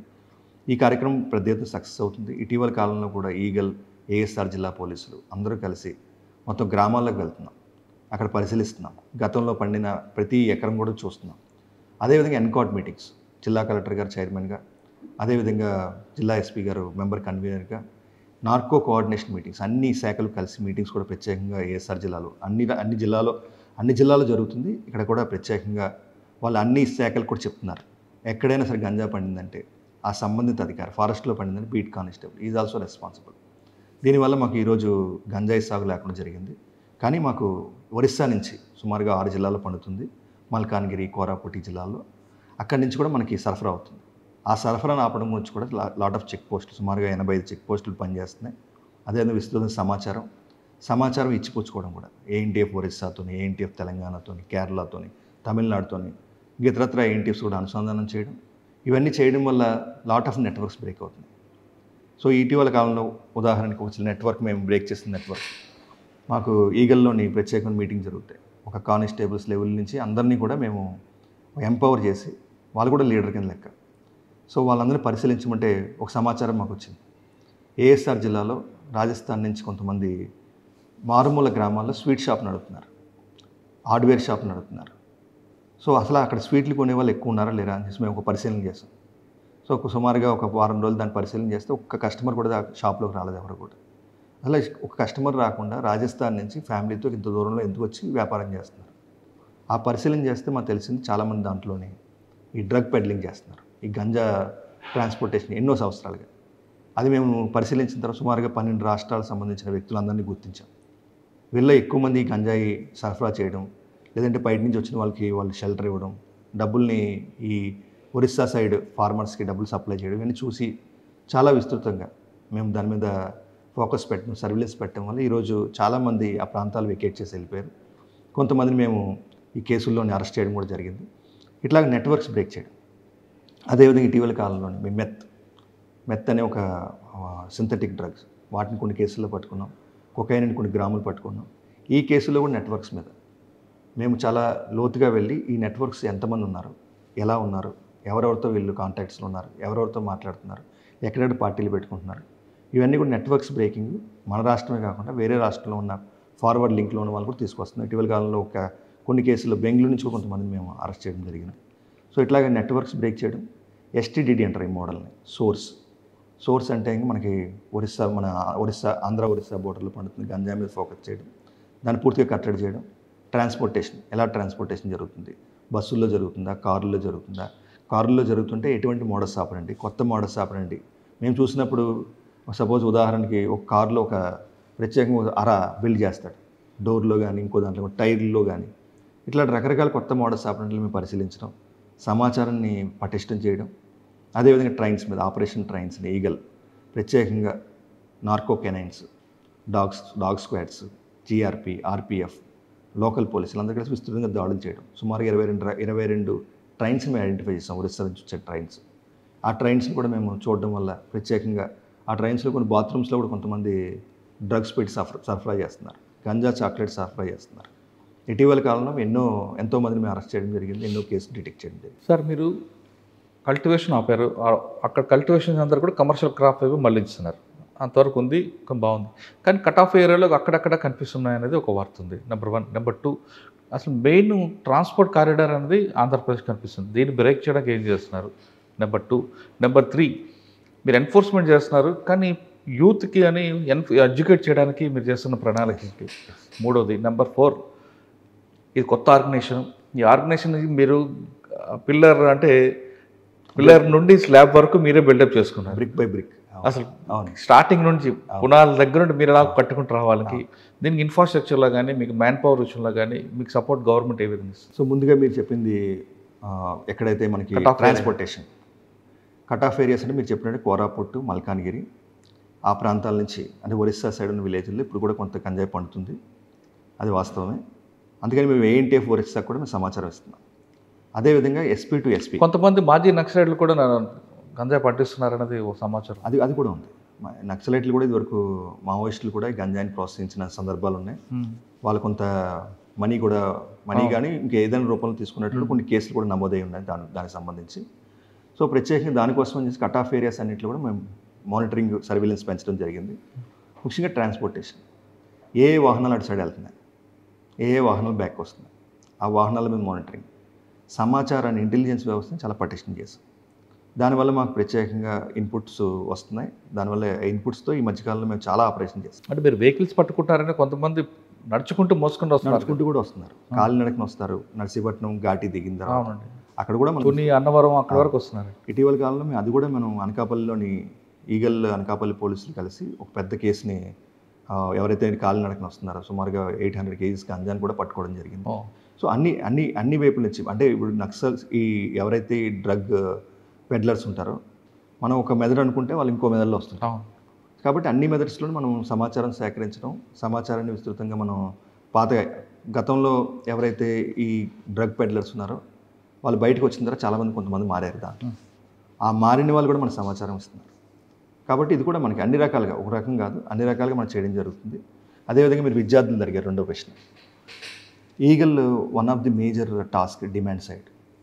Demand reduction is most important task. మాకు డిమాండ్ రిడక్షన్ అంటే ఇంకా మనకి విద్యార్థులు మనం చూస్తే ఇంకా ఈగల్ క్లబ్స్ ప్రారంభించాం. సుమారుగా 40,000 విద్యా సంస్థల్లో ఈరోజు ఈగల్ క్లబ్స్ పనిచేస్తున్నాయి. సుమారుగా మనకి 70 లక్షల మంది విద్యార్థులు ఉన్నారు. ఈగల్ సెంటర్ ఆఫ్ ఎక్సలెన్స్ పెట్టాం. దీని ద్వారా టీచింగ్ లా మూలం మాకు ముఖ్యమైన కాన్సెప్ట్. నేను చాలామంది వందలాది మంది విద్యార్థులను కలిశాను. చాలామంది చెప్పింది ఏంటంటే మాకు ఈ చట్టం గురించి తెలియదు, ఈ చట్టం గురించి అవగాహన లేదు. ఎన్డీపీఎస్ అంటే ఏంటి, narcotics drugs and psychotropic substances act 1984 చాలా కఠినమైన చట్టం. ఈ చట్టం గురించి మాకు తెలియదని చెప్పారు. అదేవిధంగా నేను ఆగస్టు 8న వైజాగ్లోని సెంట్రల్ ప్రిజన్ విజిట్ చేశాను. సెంట్రల్ ప్రిజన్లో సుమారుగా 1008 మంది ఈ గంజా ఇతర డ్రగ్స్ కేసుల్లో అరెస్ట్ అయి ఉన్నారు. దాంట్లో 52 మంది కన్విక్ట్ అయిన వాళ్ళు ఉన్నారు. వాళ్ళని ఇంటర్వ్యూ చేశాను, వాళ్ళతో మాట్లాడాను. ఒక వ్యక్తితో సుమారుగా ఒక అరగంట సేపు మాట్లాడింది. ఆ అబ్బాయి బీటెక్ కంప్యూటర్ సైన్స్ చేసి ఒక ప్రముఖమైన కాలేజీలో బ్రైట్ స్టూడెంట్. అతను ఈ గంజా ఫ్రెండ్స్తోని ఎడిక్ట్ అవ్వడం వల్ల ఒక తమిళనాడు చెందిన ఒక వ్యక్తితో పరిచయం అయ్యి తర్వాత ఈ గంజా పెడ్లర్గా మారాడు. సుమారుగా ఆ తమిళనాడు వ్యక్తి మీద తమిళనాడు పోలీసు కూడా వైజాగ్లోని వాళ్ళు మానిటర్ చేస్తున్నారు. సో అదే సందర్భంలో ఈ 4 ఫ్రెండ్స్, ఈ తమిళనాడు వ్యక్తి, ఈ 5 మంది ఒక కారులోని సుమారుగా 60-65 కేజీల గంజాతో పోలీసులు పట్టుకోవడం జరిగింది. తమిళనాడు మదురై కోర్టులో అతనికి కన్విక్షన్ వచ్చింది, 10 సంవత్సరాల కన్విక్షన్ వచ్చింది. ఆ అబ్బాయితో నేను మాట్లాడుతుంటే ఇంకా సార్ ఇది గంజా కేసు ఇంత సీరియస్గా ఉంటుందో నాకు తెలియదు సార్, మేము మామూలు కేసు అనుకున్నాం, ఇప్పుడు 10 ఇయర్స్ నాకు కన్విక్షన్ వచ్చింది. అతను అక్కడ కోర్టులో పిటిషన్ వేసుకుని జైలు ట్రాన్స్ఫర్ కింద మదురై మనకి తమిళనాడు జైలు నుంచి మనకి విశాఖపట్నం జైలుకి వచ్చాడు. సో మనం ఒక బ్రైట్ స్టూడెంట్ మనం కోల్పోయాం, ఇది మనం గమనించాలి. ఆ వ్యక్తి కనుక బయట ఉంటే మన ఎకానమీకి ఎంత ఉపయోగపడతాడు. అతను ఒక పెద్ద కంపెనీ CEO అయినా ఆశ్చర్యపోలేదు. కాబట్టి మేము ఇప్పుడు టీచింగ్ లా చేస్తున్నాం, ప్రత్యేకంగా అందరికీ చెప్తున్నాం. ఈ డ్రగ్స్ కేసు కానీ గంజాయి కేసు కానీ ఎన్డీపీఎస్ చట్టంలో కానీ 10 నుంచి 20 సంవత్సరాల జైలు శిక్ష ఉంటుంది, పాస్పోర్ట్ రాదు, వీసా రాదు, అదేవిధంగా మీకు గవర్నమెంట్ ఉద్యోగాలు రావు. ఇటీవల ప్రైవేట్ ఉద్యోగాల్లో కూడా 360 డిగ్రీస్ చేస్తున్నారు. ప్రైవేట్ ఉద్యోగాల్లో కూడా వాళ్ళు బ్యాక్గ్రౌండ్ చెక్ చేస్తున్నారు. ఈ గంజా డ్రగ్స్లో ఉంటే వాళ్ళకి ఉద్యోగాలు దొరకట్లేదు. సో ఇవన్నీ వాళ్ళకి చెప్పడం వల్ల చాలామంది మార్పు మనం సాధ్యం అవుతుంది. ఈ టీచింగ్లా ప్రత్యేకంగా లాట్ ఆఫ్ క్లబ్స్ ప్రతి కాలేజీకి విజిట్ చేస్తున్నాం. అండ్ అదే కాకుండా ఇటీవల కాలంలో మేము కొంత మార్పు ఈగల్ ఆంధ్రప్రదేశ్ మేము రీసెర్చ్ స్టడీస్ గ్రౌండ్ రియాలిటీ తెలిసిన తర్వాత మేము ఒకటి కనిపెట్టాం, గేట్వే స్టడీ. గేట్వే థియరీ అని ఒక థియరీ ఉంది. Gateway theory. గేట్వే థియరీ అంటే ఇంకా కౌమార దశలో ఎవరైతే ఇంకా నికోటిన్ ప్రొడక్ట్స్ సిగరెట్కి కానీ, కౌమార దశ అంటే మనకి ఎస్పెషల్లీ ఇంటర్మీడియట్ అనుకోవచ్చు, 10th క్లాస్ నుంచి ఈ 3-4 సంవత్సరాలు చాలా క్రూషియల్.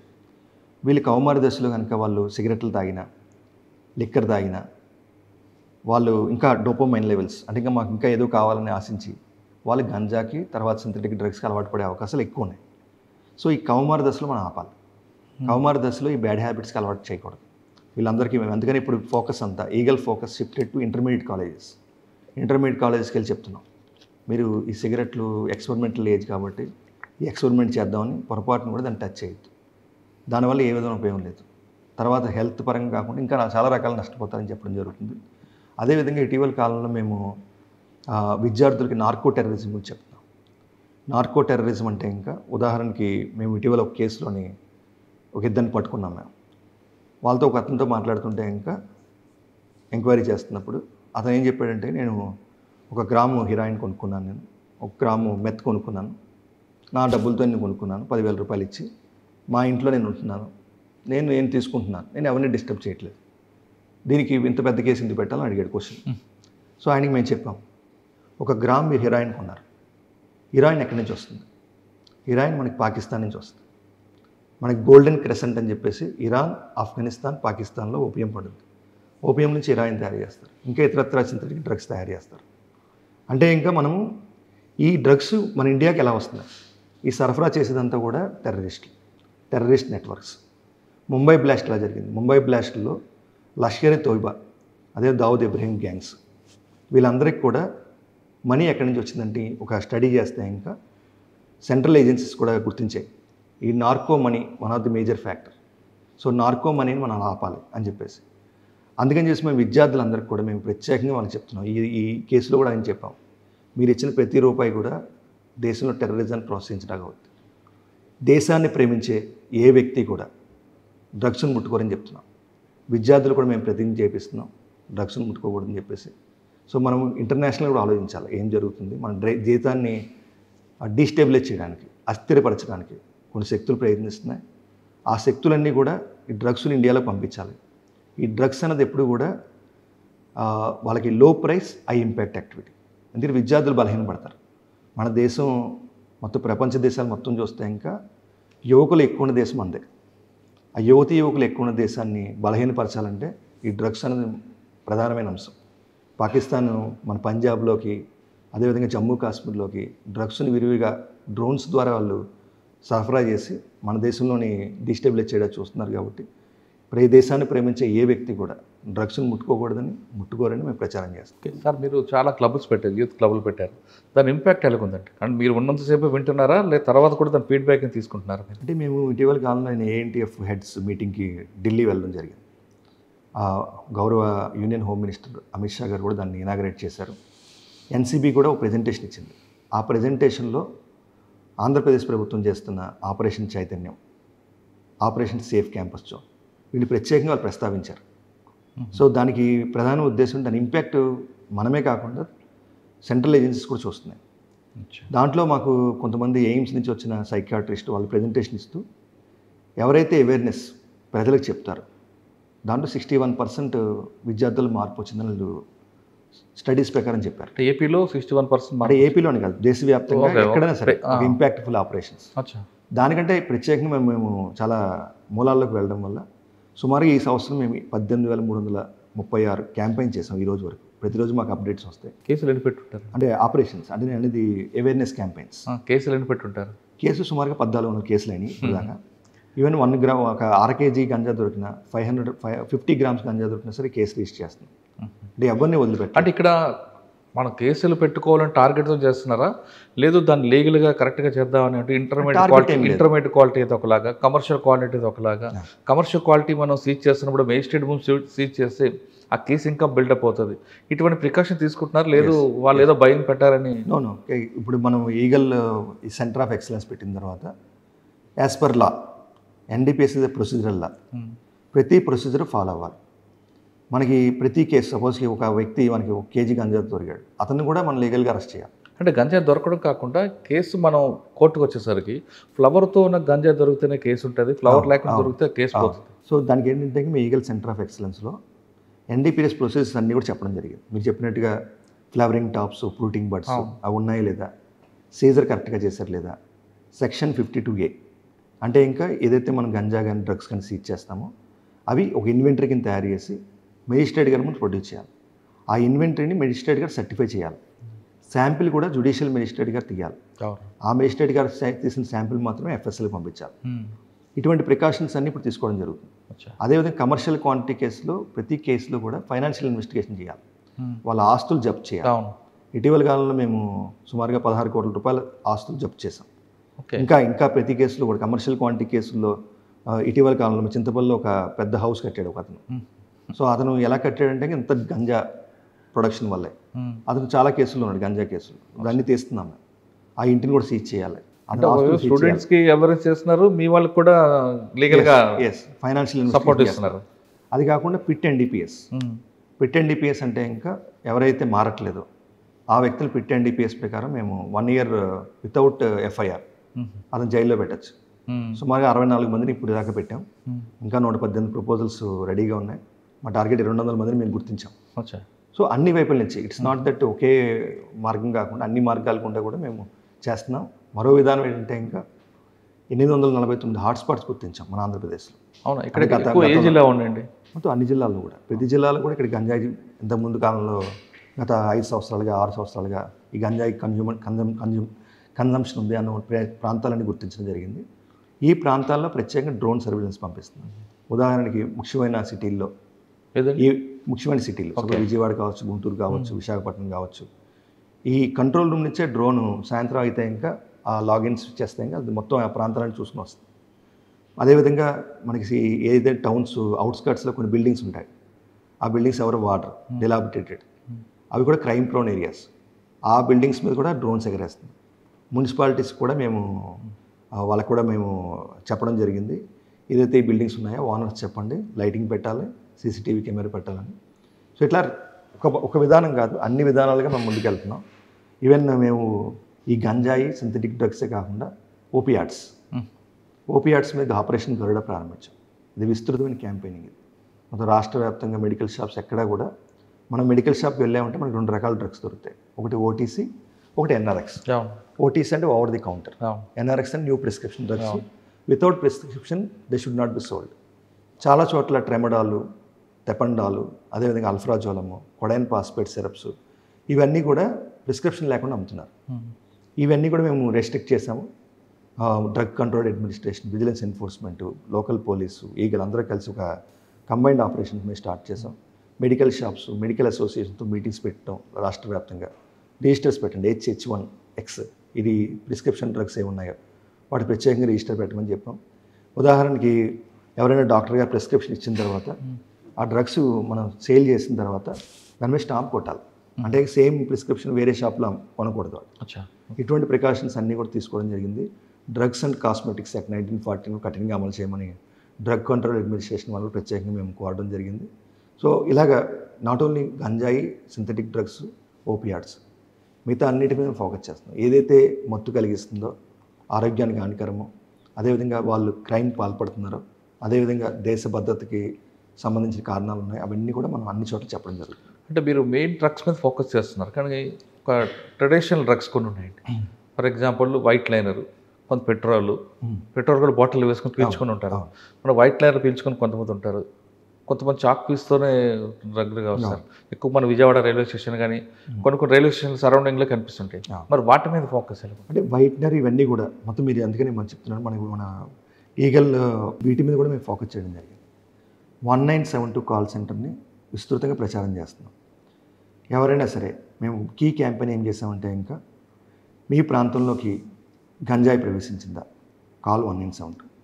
మీ ప్రాంతంలో డ్రగ్స్ ప్రవేశించాయా, కాల్ 1972. మీ కాలేజీలోకి వచ్చిందా, ఇట్లా కీ క్యాంపెయిన్ చేసాం. అదేవిధంగా ప్రతి తల్లి కూడా ఈగల్కి బ్రాండ్ అంబాసిడర్ అని చెప్పాం. ప్రతి తల్లిని కూడా మేము చెప్తున్నాం. చాలా చోట్ల మేము మహిళలతో కూడా మీటింగ్లు పెడుతున్నాం. వాళ్ళకి ప్రత్యేకంగా ఏం చెప్తున్నాం అంటే, ఇంకా మీ పిల్లలు చదువులో వెనకబడినా, అదేవిధంగా ఏదైనా విత్త ప్రవర్తన కలిగి ఉన్నా, ఒకే గదిలో తాళం వేసుకుని తలుపేసుకుని లోపల ఎక్కువ కాలం బాత్రూంలో గడుపుతున్నా, పార్టీలు వెళ్ళి అర్ధరాత్రులు ఇంటికి వస్తున్నా, మీకు అనుమానం కలిగితే దయచేసి వాళ్ళ రూములు చెక్ చేయండి, వాళ్ళ బ్యాగ్స్ చెక్ చేయండి. వీడ్ కానీ పౌడర్ కానీ ఎక్కడైనా కనిపిస్తే 1972 కాల్ చేయమని మేము రిక్వెస్ట్ చేస్తున్నాం. కొంతమంది తల్లులు మమ్మల్ని అడిగారు, మా పిల్లల్ని అనుమానించమంటారని. పిల్లల్ని కాపాడుకోవడం కోసం డ్రగ్స్ అనే భూతం నుంచి ఖచ్చితంగా అనుమానించడం తప్పేం కాదు. అదేవిధంగా వాళ్ళు రక్షించుకోవడం కోసం ఇదంతా కూడా. దానివల్ల మాకు చాలామంది తల్లుల నుంచి కాల్ వస్తున్నాయి ఈ మధ్యన, మా అబ్బాయి ఇలా అనుమానంగా ఉంది. ఇమీడియట్గా మా వాళ్ళు అటెండ్ అవుతున్నారు, డీఅడిక్షన్ సెంటర్కి పంపిస్తున్నారు. అనుమానం కనుక రూఢి అయిన తర్వాత వాళ్ళని మనం కాపాడుతున్నాం. ఎర్లీగా కాపాడితే ఇంకా వాళ్ళని పూర్తిగా కాపాడగలుగుతాం. డ్రగ్స్లో మనకి ఉదాహరణ గంజా తీసుకుంటే దానిలో THC అనే కెమికల్ ఉంటుంది. టెట్రాహైడ్రో కన్నబాయిడ్ అనే ఒక కెమికల్ ఉంటుంది. ఆ కెమికల్ ఒకసారి మైండ్కి అలవాటు పడితే ఇంకా మైండ్ ఫంక్షనింగే మార్చేస్తుంది. తర్వాత వాళ్ళు ఆ క్రైమ్ చేయడం, ఆ మందు కోసం, ఆ డ్రగ్స్ కోసం ఏ క్రైమ్ చేయడానికి సిద్ధపడతారు. కాబట్టి మనం ఎర్లీ గుర్తించాలి. డ్రగ్స్ అన్నది ఒక జాతీయ సమస్య. మన సమాజాన్ని కాపాడుకోవాలంటే ఇంకా ప్రతి ఒక్కరు ముందుకు రావాలి. నన్ను గతంలో చాలా విలేకరులు మన మీటింగ్లో కూడా చాలామంది అడిగారు, ఈగల్లో ఎంతమంది సభ్యులు అని చెప్పేసి. నేను ఈగల్లో 5 కోట్ల మంది సభ్యులు అని చెప్పాను. రాష్ట్రంలో ఉన్న ప్రతి ఒక్క వ్యక్తి కూడా ఈగల్లో సభ్యుడే. ప్రతి వ్యక్తి అనుకోవాలి, ఈ సమాజం నాది, ఈ డ్రగ్స్ మా పక్కింట్లో వచ్చిన సమస్య కాదు, రేపొద్దున మన పిల్లల్ని కూడా మనకి వేరు చేస్తుందని గుర్తించాలి. మీకు ఇందాక చెప్పినట్టుగా విజయవాడలో నాకు ఒక తల్లి ఫోన్ చేసి చాలాసేపు మాట్లాడాను తల్లితో కూడా. ఆ అమ్మాయి ఏం చెప్పిందంటే, 2020 ఆ టైంలోని అబ్బాయి 10th క్లాస్లోని ఆ స్కూల్ ఫస్ట్ వచ్చాడు. స్కూల్ ఫస్ట్ వస్తే ఇంకా వాళ్ళ ప్రిన్సిపల్ గారు ఆ అబ్బాయి ఫ్లెక్సీ పెట్టారు. ఈ అమ్మ వాళ్ళ అత్త వాళ్ళ హస్బెండ్ కూడా వాళ్ళ డ్రైవర్, ఒక చిన్న ఫ్యామిలీ వాళ్ళది. ఈ అమ్మ కేవలం ఆ ఫ్లెక్సీ చూసుకోవడం కోసం 1 కిలోమీటర్ నడుచుకుని వెళ్ళిందట స్కూల్కి. అప్పటికే అబ్బాయి 10th క్లాస్ నుంచి ఇంటర్మీడియట్కి వేరే కాలేజ్కి వెళ్ళిపోయాడు. ఈ స్కూల్తో సంబంధం లేదు, కేవలం అబ్బాయిని చూసుకోవడం కోసం. తర్వాత ఇంటర్మీడియట్కి వచ్చిన తర్వాత అబ్బాయి గంజా ఫ్రెండ్స్ అలవాటయ్యారు, గంజా అడిక్ట్ అయ్యాడు, వివిధ రకాల డ్రగ్స్ తీసుకుంటున్నాడు. ఈరోజు కూడా కోలుకోలేదు అబ్బాయి. ఈరోజు కూడా మొత్తం అన్ని కట్స్ ఉంటాయి అబ్బాయి. సో అంతలా మారిపోయాడు. డీఅడిక్షన్ సెంటర్ పంపించారు. ఇంకా అంటే అంతలాగా అతను చేయి దాటిపోయాడు. తల్లిని కొడతాడు, తండ్రిని కొడతాడు, అగ్రెసివ్గా బిహేవ్ చేస్తాడు. సో ఈ కథ చూస్తే మనకు అనిపిస్తూ ఉంటుంది, ఈ అబ్బాయిని మనం ఎందుకు కాపాడలేదు. ఆ అబ్బాయి 10th క్లాస్లో స్కూల్ ఫస్ట్ వచ్చాడు, ఇంటర్మీడియట్లో కూడా ఫస్ట్ వచ్చి ఈ రోజుకి ఏ బీటెక్ ఏ డాక్టర్ కింద బయటకు వస్తే సమాజానికి ఎంత ఉపయోగపడతాడు. ఇప్పుడు సమాజానికి భారం అయ్యాడు. రేపు పొద్దున అతను ఏ పెద్ద క్రైమ్ చేస్తాడో మనం ఊహించలేం. అతను డీఅడిక్షన్ సెంటర్లో మారుతాడు, మళ్ళీ రిలాప్స్ అవుతాడా, మారిన తర్వాత మళ్ళీ మామూలు మనిషి అవుతాడా పూర్తిగా. ఇవన్నీ చాలా మనం చాలా ప్రశ్నలు మనందరికి కూడా. కాబట్టి ఈ డిమాండ్లోకి కొత్త వ్యక్తి యాడ్ అవ్వకూడదు. కొత్త వ్యక్తి యాడ్ అవ్వకుండా మనం వాళ్ళకి చెప్పాలి. పిల్లలందరూ కూడా ఎక్స్పెరిమెంట్ కాదు. మీరు ఒక పార్టీకి వెళ్ళారు, వాళ్ళకి కూడా మనకి ఇంటర్నేషనల్ స్టడీస్ కూడా చెప్తున్నారు అసిస్టెన్స్ ట్రైనింగ్. పిల్లలందరూ తెలుసుకోవాలి, అరే నేను 5 మంది ఫ్రెండ్స్ ఉన్నారు, 4 తాగుతున్నారు కదా, నేను ఎందుకు తాగకూడదు. నో చెప్పడం అలవాటు చేసుకోవాలి. దేనికి మనం నో చెప్తామో మన లైఫ్ అక్కడి నుంచి స్టార్ట్ అవుతుంది. మనం నో చెప్పకపోతే ఇంకా దాంట్లో మనం భాగం అవుతాం. రేపొద్దున మన జైల్లో ఉంటామా, మన జీవితం పాడవద్దని మన కాలమే నిర్ణయిస్తుంది. అందుకే డ్రగ్స్ నో బ్రదర్ అన్నారు. డ్రగ్స్ వద్దు బ్రో, డ్రగ్స్ వద్దు ఒక కీ క్యాంపెయిన్ మేము స్టార్ట్ చేసాం రాష్ట్ర వ్యాప్తంగా. ఆంధ్రప్రదేశ్ ప్రభుత్వం ప్రత్యేకంగా ఈ డ్రగ్స్ వద్దు బ్రో అని క్యాంపెయిన్ ప్రారంభించాం. రాష్ట్రంలోని మేము అన్ని రకాలుగా అన్ని ప్రాంతాలు విజిట్ చేస్తున్నాం. విద్యార్థులు ఒకటే కాదు, స్లమ్స్కి వెళ్తున్నాం, స్లమ్స్లో కూడా చెప్తున్నాం డ్రగ్స్ వద్దు బ్రో. అదేవిధంగా మనకి ఆంధ్రప్రదేశ్లోని 34 లక్షల మంది మైగ్రెంట్ వర్కర్స్ ఉన్నారు. ముఖ్యంగా ఒరిస్సా, జార్ఖండ్, బీహార్, వెస్ట్ బెంగాల్, ఉత్తరప్రదేశ్, వీటి నుంచి మనకి 34 లక్షల మంది వచ్చి పనిచేస్తున్నారు. ఒరిస్సా నుంచి సుమారుగా 7 లక్షల మంది ఉన్నారు. వీళ్ళు వాళ్ళ ప్రాంతానికి పండగలకి వెళ్ళిన తర్వాత తిరుగు ప్రయాణంలోని 5 కేజీలు 10 కేజీలు గంజా తెచ్చుకుంటున్నారు. వీళ్ళ మీద కూడా ప్రత్యేకంగా ఫోకస్ పెట్టాం. ఎక్కడైతే ఉన్నారో అందరి దగ్గరికి వెళ్తున్నాం, వాళ్ళకి చెప్తున్నాం, ప్రతిజ్ఞ చేపిస్తున్నాం. వాళ్ళ ఎవరైతే ఈ ఎంప్లాయ్మెంట్ ఇస్తున్నారో వాళ్ళందరికీ చెప్తున్నాం, వచ్చి రాగానే వాళ్ళ బ్యాగ్ సైజ్ చెక్ చేయండి, గంజా ఉంటే మాకు ఫోన్ చేయండి. సో ఇవన్నీ కూడా విస్తృతంగా అంటే ఒక వర్గం అని కాదు, అన్ని వర్గాల్లోకి ఈగలు వెళ్తుంది. ఎడ్యుకేషన్ ఎన్ఫోర్స్మెంట్ త్రిబుల్ ఉంటుందా వెళ్తున్నారు మీరు. ఓకే, కింద మీకు 2 క్వశ్చన్స్ అడిగాను. ఒకటి, కారిడార్ని ఎలా బ్రేక్ చేస్తున్నారు, ట్రాన్స్పోర్ట్ కారిడార్ అంటే ఏపీలో పండించిపోయినా ఈ కారిడార్ మాకు కనిపిస్తుంటుంది, ఎక్కడ దొరికినా సరే త్రూ వరకు నుంచి బయలుదేరవనో లేదంటే చింతపల్లి నుంచి బయలుదేరని చెప్తున్నారు. దాన్ని ఎలా బ్రేక్ చేస్తున్నారు, చెక్ పోస్టులు పెట్టేమంటున్నారు. దానికి ఇంకా ఏమైనా అప్డేట్ ఉందా? నెంబర్ 1. నెంబర్ 2, దేశం మొత్తం గంజా పండుతుంది, కానీ అరకులో పాడేరులో పండిన గంజాయికి, అది ఏఎస్ఆర్ జిల్లాలో పండిన గంజాయికి శీలావతి అనేది ఇంపార్టెంట్, ఆ టేస్ట్ బాగుంటుంది అంటారు చాలామంది. ఆ శీలావతి సీడ్స్ తమిళనాడు నుంచి వస్తున్నాయి, దాన్ని ఎలా కంట్రోల్ చేస్తారు? సో ప్రత్యేకంగా మీరు చెప్పినట్టుగా ఇప్పుడు ట్రాన్స్పోర్టేషన్ ప్రత్యేకంగా శ్రద్ధ పెట్టడం జరిగింది. మేము సమాచార సేకరణతో లాట్ ఆఫ్ ఆపరేషన్ చేసాం. ఇటీవల కాలంలో కూడా చాలా గంజా పట్టుకోవడం జరిగింది. ఈ సంవత్సరంలో సుమారుగా 36,000 కేజీలు గంజా మేము సీజ్ చేయడం జరిగింది. అదేవిధంగా మనకి ఈగల్ ఈ ఎన్ఫోర్స్మెంట్ వల్ల కొంత ట్రాన్స్పోర్టేషన్ రూట్స్ కూడా మారాయని చెప్పారు. కొంతమంది ఛత్తీస్గఢ్ గుండా ప్రయాణం చేస్తున్నారని వాళ్ళతో కూడా అనుసంధానం చేస్తున్నాం. అదేవిధంగా మీరు చెప్పినట్టుగా తమిళనాడు నుంచి సీడ్స్ రావడం కానీ, అక్కడి నుంచి పంపించడం కానీ, వీటి గురించి కూడా మేము పరిశీలన చేస్తున్నాం. ఎందుకంటే సీడ్స్ అన్నది ఎన్డీపీఎస్ చట్టంలోని రాదు కాబట్టి ప్రత్యేకంగా అటువంటి వాళ్ళు ఎవరైతే వస్తున్నారో వాళ్ళ మీద నిఘా పెట్టడం జరిగింది. ఇటీవల కాలంలో మేము అనకాపల్లిలో కేసులోని ఒక తమిళనాడుకి మదురైకి సంబంధించిన ఒక వ్యక్తిని కూడా పట్టుకోవడం జరిగింది. సో అట్లాగా ఎవరైతే వస్తున్నారో బయట నుంచి ఏఎస్ఆర్ జిల్లాకి వెళ్ళి రైతులను కానీ ఒరిస్సా సైడ్ దాటి అక్కడ రైతులను కానీ ఇన్ఫ్లుయెన్స్ చేయాలనుకుంటున్నారు, వాళ్ళ మీద ప్రత్యేకంగా నిఘా పెట్టడం, వాళ్ళ ఆపరేషన్స్, అదేవిధంగా ఇతర రాష్ట్రాల ఏఎన్టీఎఫ్తో కోఆర్డినేట్ చేయడం వల్ల అంటే సమాచారాన్ని ఇచ్చిపుచ్చుకోవడం వల్ల మా దగ్గర ఈ అక్యూజ్డ్ అరెస్ట్ అయ్యారు, జైల్లో ఉన్నారు, మీ దగ్గర కేసులు ఉన్నాయా, మీ ఇటీవల ఒకరిని అరెస్ట్ చేసినప్పుడు చూస్తే ఇంకా అతను ప్రత్యేకంగా అతనికి 2-3 కేసులు తమిళనాడులో ఉన్నాయి, వాళ్ళు కూడా అతని గురించి సెర్చ్ చేస్తున్నారు. మేము అరెస్ట్ చేసి పలానా జైల్లో పెట్టాం, మీరు వచ్చి తీసుకెళ్ళండి అంటే ఇంకా వాళ్ళకి పని చాలా ఈజీ అయింది. సో ఇట్లా ఇచ్చిపుచ్చుకోవడం వల్ల కూడా చాలా నెట్వర్క్స్ బ్రేక్ అవుతున్నాయి. కానీ మీకు ఇంకో క్వశ్చన్ అడిగా, పిల్లర్ స్టార్ట్ చేశారు, ఆ పిల్లర్ మీరు ఇన్ఫ్రాస్ట్రక్చర్, మ్యాన్ పవర్, ఇవన్నీ చాలా ఇష్యూస్ అవుతాయి. గవర్నమెంట్ ఫ్రీ హ్యాండ్ ఇచ్చింది, అయినా కొంతమంది మీకు సపోర్ట్ చేయాలంటే మీ కొత్తగా మ్యాన్ పవర్ లేరు కాబట్టి వేరే డిపార్ట్మెంట్లో వల్ల మీరు డెప్యుటేషన్ మీద తీసుకుంటాం. అంటే ఇది కొత్త ఆర్గనైజేషన్ మీరు చెప్పినట్టుగా కొత్తగా ఒక శాఖను ప్రారంభిస్తున్నప్పుడు చాలా సమస్యలు ఉంటాయి. ఆ సమస్యలన్నీ అధిగమిస్తున్నాం. అదేవిధంగా ప్రభుత్వం కూడా పూర్తి స్థాయిలో సహకరిస్తుంది. ఆనరబుల్ సీఎం గారు కూడా ఈగల్ని చాలా పటిష్టంగా one of the best organisation తీర్చిద్దామని చెప్పారు. గౌరవ డీజీపీ గారు కూడా మాకు పూర్తి సహకారం అందిస్తున్నారు. ఇప్పుడు మేము ఈగల్ హెడ్ క్వార్టర్ కూడా త్వరలోనే ప్రారంభించబోతున్నాం. అదేవిధంగా ఈగల్ హార్ట్ ఏదైతే హెడ్ క్వార్టర్ ఉందో టెక్నాలజీ డ్రివెన్ ఆర్గనైజేషన్ చేయబోతున్నాం. లాట్ ఆఫ్ ఇన్నోవేషన్స్ టెక్నాలజీ ఉపయోగించబోతున్నాం. Dark web lab, mobile forensics, అవన్నీ కూడా ఇంటర్నేషనల్ బెస్ట్ ప్రాక్టీసెస్ అన్నీ తీసుకుంటున్నాం. అవన్నీ కూడా త్వరలోనే మన అన్నీ రాబోతున్నాయి. ఇంకా నెట్వర్క్స్ మేము బ్రేక్ చేస్తున్నాం. కానీ ఈగల్ అనే ఏజెన్సీలో పనిచేయాలంటే ఒక ప్యాషన్ అనే ఆఫీసర్ అయితే చాలా ముందుకు వెళ్తారు. మీలాంటి వాళ్ళు కొంతమంది మరికొంతమంది యాడ్ అయితే మీకు అంత బలం వస్తుంది. కానీ కొంతమంది ఈగల్ రావడానికి ఒక పనిష్మెంట్గా భావించాలి కూడా యాడ్ అవుతున్నారు. ఎవరు లేరండి అలాగే. లేదా అట్లాంటిది ఏం లేదు. మాకు ఈగల్కి రావాలని సుమారుగా నా దగ్గర ఒక 1000 అప్లికేషన్ పెండింగ్ ఉంది. అవునా? So huge demand. సాధారణంగా ఇటువంటి ఏజెన్సీలు కావాలంటే 40% 30% శాలరీ వచ్చినా లేదు. మాకు పూర్తిగా ఇప్పుడు మాకు ఒక పోస్ట్ ఉంటే ఇంకా కనీసం 10 మంది పోటీ పడుతున్నారు. సో వాళ్ళు ఎవరిని బెస్ట్ తీసుకోవాలని కూడా మేము చాలా ఇంటర్వ్యూస్ ద్వారా వాటి ద్వారా తీసుకుంటున్నాం. గుడ్. ఈగల్కి ఇప్పుడు మాకు వచ్చిన వాళ్ళందరూ కూడా చాలా ప్యాషనేట్గా వర్క్ చేస్తున్న వాళ్ళే.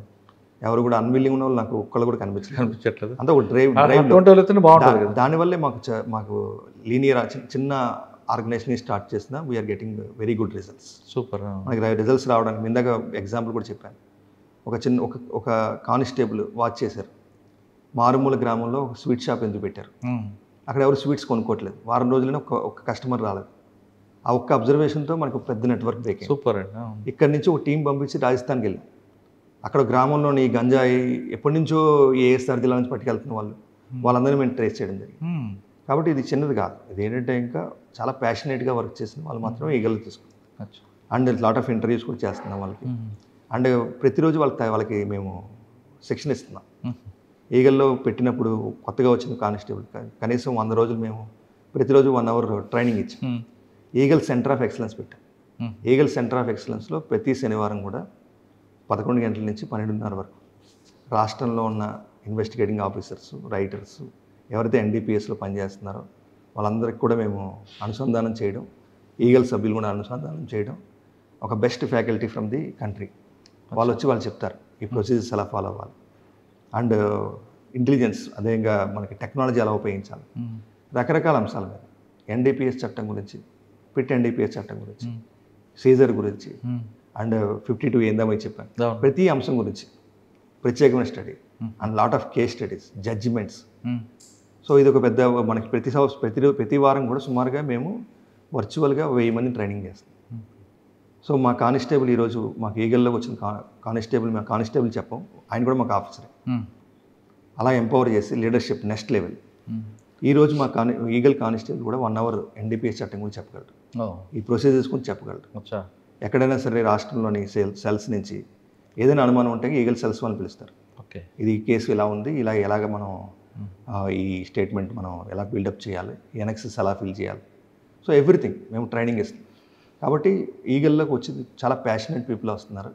మాకు చాలా అప్లికేషన్స్ పెండింగ్ ఉన్నాయి. చాలా ఎక్కువ మంది లోపల రావడానికి ఇష్టపడుతున్నారు. బట్ మేము చాలా లిమిటెడ్గా తీసుకుంటున్నాం. కారణం అతనికి ప్యాషన్ ఉండాలి, సబ్జెక్ట్ మీద కమాండ్ ఉండాలి, అర్ధరాత్రైనా పని చేయాలి. ఉదాహరణకి నెల్లూరులో ఒక కానిస్టేబుల్ ఫిరోజ్ అని చెప్పేసి ఒక సమాచారం మేరకు లోకల్ పోలీసు ఈగల్ కలిసి అర్ధరాత్రి 2 గంటలకి, మాకు చాలా తక్కువ మంది కానిస్టేబుల్స్ ఉన్నారు, 2 గంటలకి 3 కూడా లేచి వాళ్ళు ఆపరేషన్కి వెళ్ళిపోతారు. ఒక ఆపరేషన్లోని ఒక డ్రగ్ పెడ్లర్ అతని కారుని విపరీతంగా ఫాస్ట్గా నడపడం, అతను పట్టుకోవడం కోసం లోకల్ నెల్లూరు పోలీసులు, మా ఈగల్ కానిస్టేబుల్ కూడా, ఈగల్ కానిస్టేబుల్ కారు వెనక్కి తీసేటప్పుడు అతను గాయాలని మీరు వినే ఉంటారు దాన్ని కూడా కేసులోని. సో మనకి దాంట్లో కూడా ప్రాణాలు తెగించి అతను పట్టుకోవడం జరిగింది. సో అంత ప్యాషనెట్గా పనిచేస్తున్నారు. మా ఈగల్లో ప్రతి ఆఫీసర్ కూడా లాట్ ఆఫ్ స్టడీ చేస్తున్నారు. ఎవ్రీడే ఒక టాస్క్ ఇచ్చాం, మీరు నిద్రపోయే ముందు 20 పేజీలు చదవాలి ఎన్డీపీఎస్లో. ఎన్డీపీఎస్ బెస్ట్ ప్రాక్టీస్ ఎక్కడ ఏం జరుగుతుంది, మన రోజు హోంవర్క్ ఇస్తారా? హోంవర్క్ ఇస్తాం వాళ్ళందరికీ కూడా. వాళ్ళు ఏం చేయాలి, ఏం చేయబోతున్నారు, ఎన్కాడ్ మీటింగ్స్ ఎలా చేయాలి, ఇతర శాఖల అనుసంధానం ఎలా చేయాలి. ఇటీవల మేము డ్రగ్స్ వద్దు సైకిల్ ర్యాలీ స్టార్ట్ చేస్తాం రాష్ట్ర వ్యాప్తంగా. ఆరోగ్యం ప్రజలందరూ కూడా మంచి అలవాట్లు ఉండాలి విద్యార్థులకి. సో దాని గురించి వాళ్ళు అందరినీ కలుపుకుంటారు. సమాజంలో ఉన్న ప్రముఖుల్ని, రెడ్ క్రాస్ కావచ్చు, రోటరీ కావచ్చు, లయన్స్ క్లబ్ కావచ్చు, సైకిల్ క్లబ్స్ కావచ్చు, ఇతర ఎన్జిఓస్, మంచి ఎన్జిఓస్ కావచ్చు, అందరినీ కలుపుకుంటారు. ఇద్దరు కానిస్టేబుల్స్ ఉన్నా సరే ఆ జిల్లా మొత్తం డ్రగ్స్ని ఆపడం కోసం పెద్ద యుద్ధమే చేస్తున్నారు. So lot of work is going on. Okay sir, ఒకప్పుడు ఈగల నుంచి కాస్త పక్కన పెడతాం. ఒకప్పుడు ట్రెడిషనల్ క్రైమ్, తర్వాత white colour reference, present cyber crime. Cyber crime కూడా మీకు చాలా ఎక్స్పర్ట్ కాబట్టి ఆంధ్రప్రదేశ్లో సైబర్ క్రైమ్ మీద పోలీస్ ఏ విధంగా పనిచేస్తుంది, పబ్లిక్ సైబర్ క్రైమ్ విక్టిమ్ కాకుండా ఉండాలని మీరు ఏం చెప్తారు, ప్రస్తుతం ఆంధ్రప్రదేశ్లో ఉన్న ట్రెడిషనల్ సైబర్ క్రైమ్లో ట్రెండింగ్ క్రైమ్ ఏం కనిపిస్తుందండి? సైబర్ క్రైమ్ సంబంధించి కూడా మేము చాలా స్టడీ చేస్తున్నాం. ఆంధ్రప్రదేశ్ ప్రభుత్వం కూడా వర్టికల్ ప్రారంభించమని చెప్పేసి కూడా కొన్ని సలహాలు సూచనలు ఇవ్వడం జరిగింది. అదేవిధంగా ప్రస్తుతం ప్రభుత్వం అంటే ట్రెండింగ్ క్రైమ్ ఏముందండి ఇక్కడ? డిజిటల్ అరెస్ట్ ఉందా, ఇన్వెస్ట్మెంట్ ఫ్రాడ్ ఉందా, ఓటీపీ ఫ్రాడ్ చెప్తానండి. కూడా మీకు డిజిటల్ అరెస్ట్ ఉంది, ఇన్వెస్ట్మెంట్ ఫ్రాడ్ ఉంది, ఫిషింగ్ లింక్స్ వస్తున్నాయి. సో అదేవిధంగా మేము సైబర్ క్రైమ్ ఒక 5 విభాగాలుగా విభజించాం ప్రజలకు చెప్పడం కోసం. ఒక కారణం భయం, ఫియర్. డిజిటల్ అరెస్ట్ ఇటువంటివి కూడా ఫియర్ వల్ల జరుగుతున్నాయి. సో అటువంటి కూడా ఇటీవల కాలంలో జరిగింది. చాలా కేసులు మేము ఇటీవల డిటెక్ట్ చేయడం, అరెస్టులు చేయడం కూడా జరిగింది. అదేవిధంగా మీరు చెప్పినట్టుగా ఇన్వెస్ట్మెంట్ ఫ్రాడ్. అదే మనకి ఎవరైతే దురాశ ఉంటుందో, ఆశ ఎక్కువ ఉంటుందో, మనకి 10 రూపాయలకి 100 రూపాయలు వస్తుంది అనుకుంటారు. ఓ లింక్ ద్వారా అవి ఇన్వెస్ట్మెంట్ ఫ్రాడ్లు జరుగుతున్నాయి. బెట్టింగ్ యాప్స్ జరుగుతున్నాయి, లోన్ యాప్స్ జరుగుతున్నాయి. వీటి మీద కూడా ఫ్రాడ్ జరుగుతుంది. అదేవిధంగా ఇగ్నోరెన్స్, ఏపీకే ఫైల్స్. ఇటీవల కాలంలో కూడా మేము గమనించింది, ఒక ఏపీకే ఫైల్ అని ఒకటి వస్తుంది. అది నొక్కగానే మన కాంటాక్ట్స్ అన్నిటికీ కూడా ఏపీకే ఫైల్ వెళ్ళిపోతుంది. సో వాళ్ళు కూడా విక్టిమ్స్ అయిపోతారు. సో ఇటువంటిది కూడా గ్యాంగ్స్ కూడా నడుస్తున్నాయి. వీటి గురించి కూడా విస్తృతంగా అవగాహన కల్పిస్తారు. అంటే మీరు భయం చెప్పారు, ఇన్నోసెంట్ చెప్పారు, కానీ గ్రీడ్ కూడా ఉంది కదండి ఇందులో. గ్రీడ్ సెకండ్, దురాశ, అత్యాశ. దానివల్ల ఇన్వెస్ట్మెంట్ ఫ్రాడ్ జరుగుతుంది. మీరు అందరూ కూడా ట్రెడిషనల్ బ్యాంక్స్లో కానీ, షేర్స్లో కానీ వాటిలో ఇన్వెస్ట్ చేసుకోవాలి. ఇట్లా అన్నోన్ యాప్స్లో కనుక ఇన్వెస్ట్మెంట్ చేస్తే డబ్బులు తిరిగి రావు. సో అటువంటి కేసులు మేము చాలా ఛేదిస్తున్నాం. సో అదేవిధంగా ఇగ్నోరెన్స్ ద్వారా తెలియకపోవడం వల్ల ఇది నేను ఎస్పీగా పనిచేసే సమయంలోని చైన్ స్నాచింగ్లు ఎక్కువ జరిగాయి. అంటే ఫిజికల్గా దొంగ కనిపించాను. ఈరోజు ఏమైందంటే ఇంకా జస్ట్ నేను 20 సంవత్సరాలు నా పోలీసింగ్లో చూస్తే ఇంకా ఇప్పుడు దొంగలందరూ కూడా సైబర్ స్పేస్లో ఉన్నారు. సో సైబర్ స్పేస్లో ఉన్న దొంగలను మనం పట్టుకోవాలంటే ఇంకా సైబర్ అవేర్నెస్ ముఖ్యమైనది. ప్రజలందరూ అప్రమత్తంగా ఉండాలి. మీకు ఎటువంటి కాల్ వచ్చినా, మిమ్మల్ని అరెస్ట్ అవుతున్నారు, మీరు మనీ లాండరింగ్ కేసులో ఉన్నారు, డ్రగ్ ట్రాఫికింగ్లో ఉన్నారు, మీరు అమ్మాయిలు సరఫరా చేశారు, ఇటువంటి ఎవరైనా చెప్పి భయపెట్టినా ధైర్యంగా ఉండండి. 1930 సమాచారం ఇవ్వండి. మనకి ఆంధ్రప్రదేశ్ సంబంధించిన I4C కూడా యాక్టివ్గా పనిచేస్తుంది 24/7. అది కూడా వాళ్ళకి విజ్ఞప్తి చేస్తున్నాం. అదేవిధంగా ఇతరత్ర సైబర్ నేరాల గురించి కూడా మేము విస్తృతంగా ప్రచారం చేస్తున్నాం. విద్యార్థులు కూడా అప్రమత్తంగా ఉండమని చెప్తున్నాం. అదేవిధంగా డిజిటల్ అరెస్ట్ సమయంలో కూడా మేము ఈ ఇతర దేశాల్లో ఉన్న సైబర్ స్కామ్ కాంపౌండ్స్, కంబోడియా కావచ్చు, మయన్మార్ కావచ్చు, అక్కడ కూడా మేము పరిశీలన చేస్తున్నాం. ఇటీవల కేసులో మా కంబోడియాలో కొన్ని కేసులు కూడా డిటెక్ట్ అయినాయి.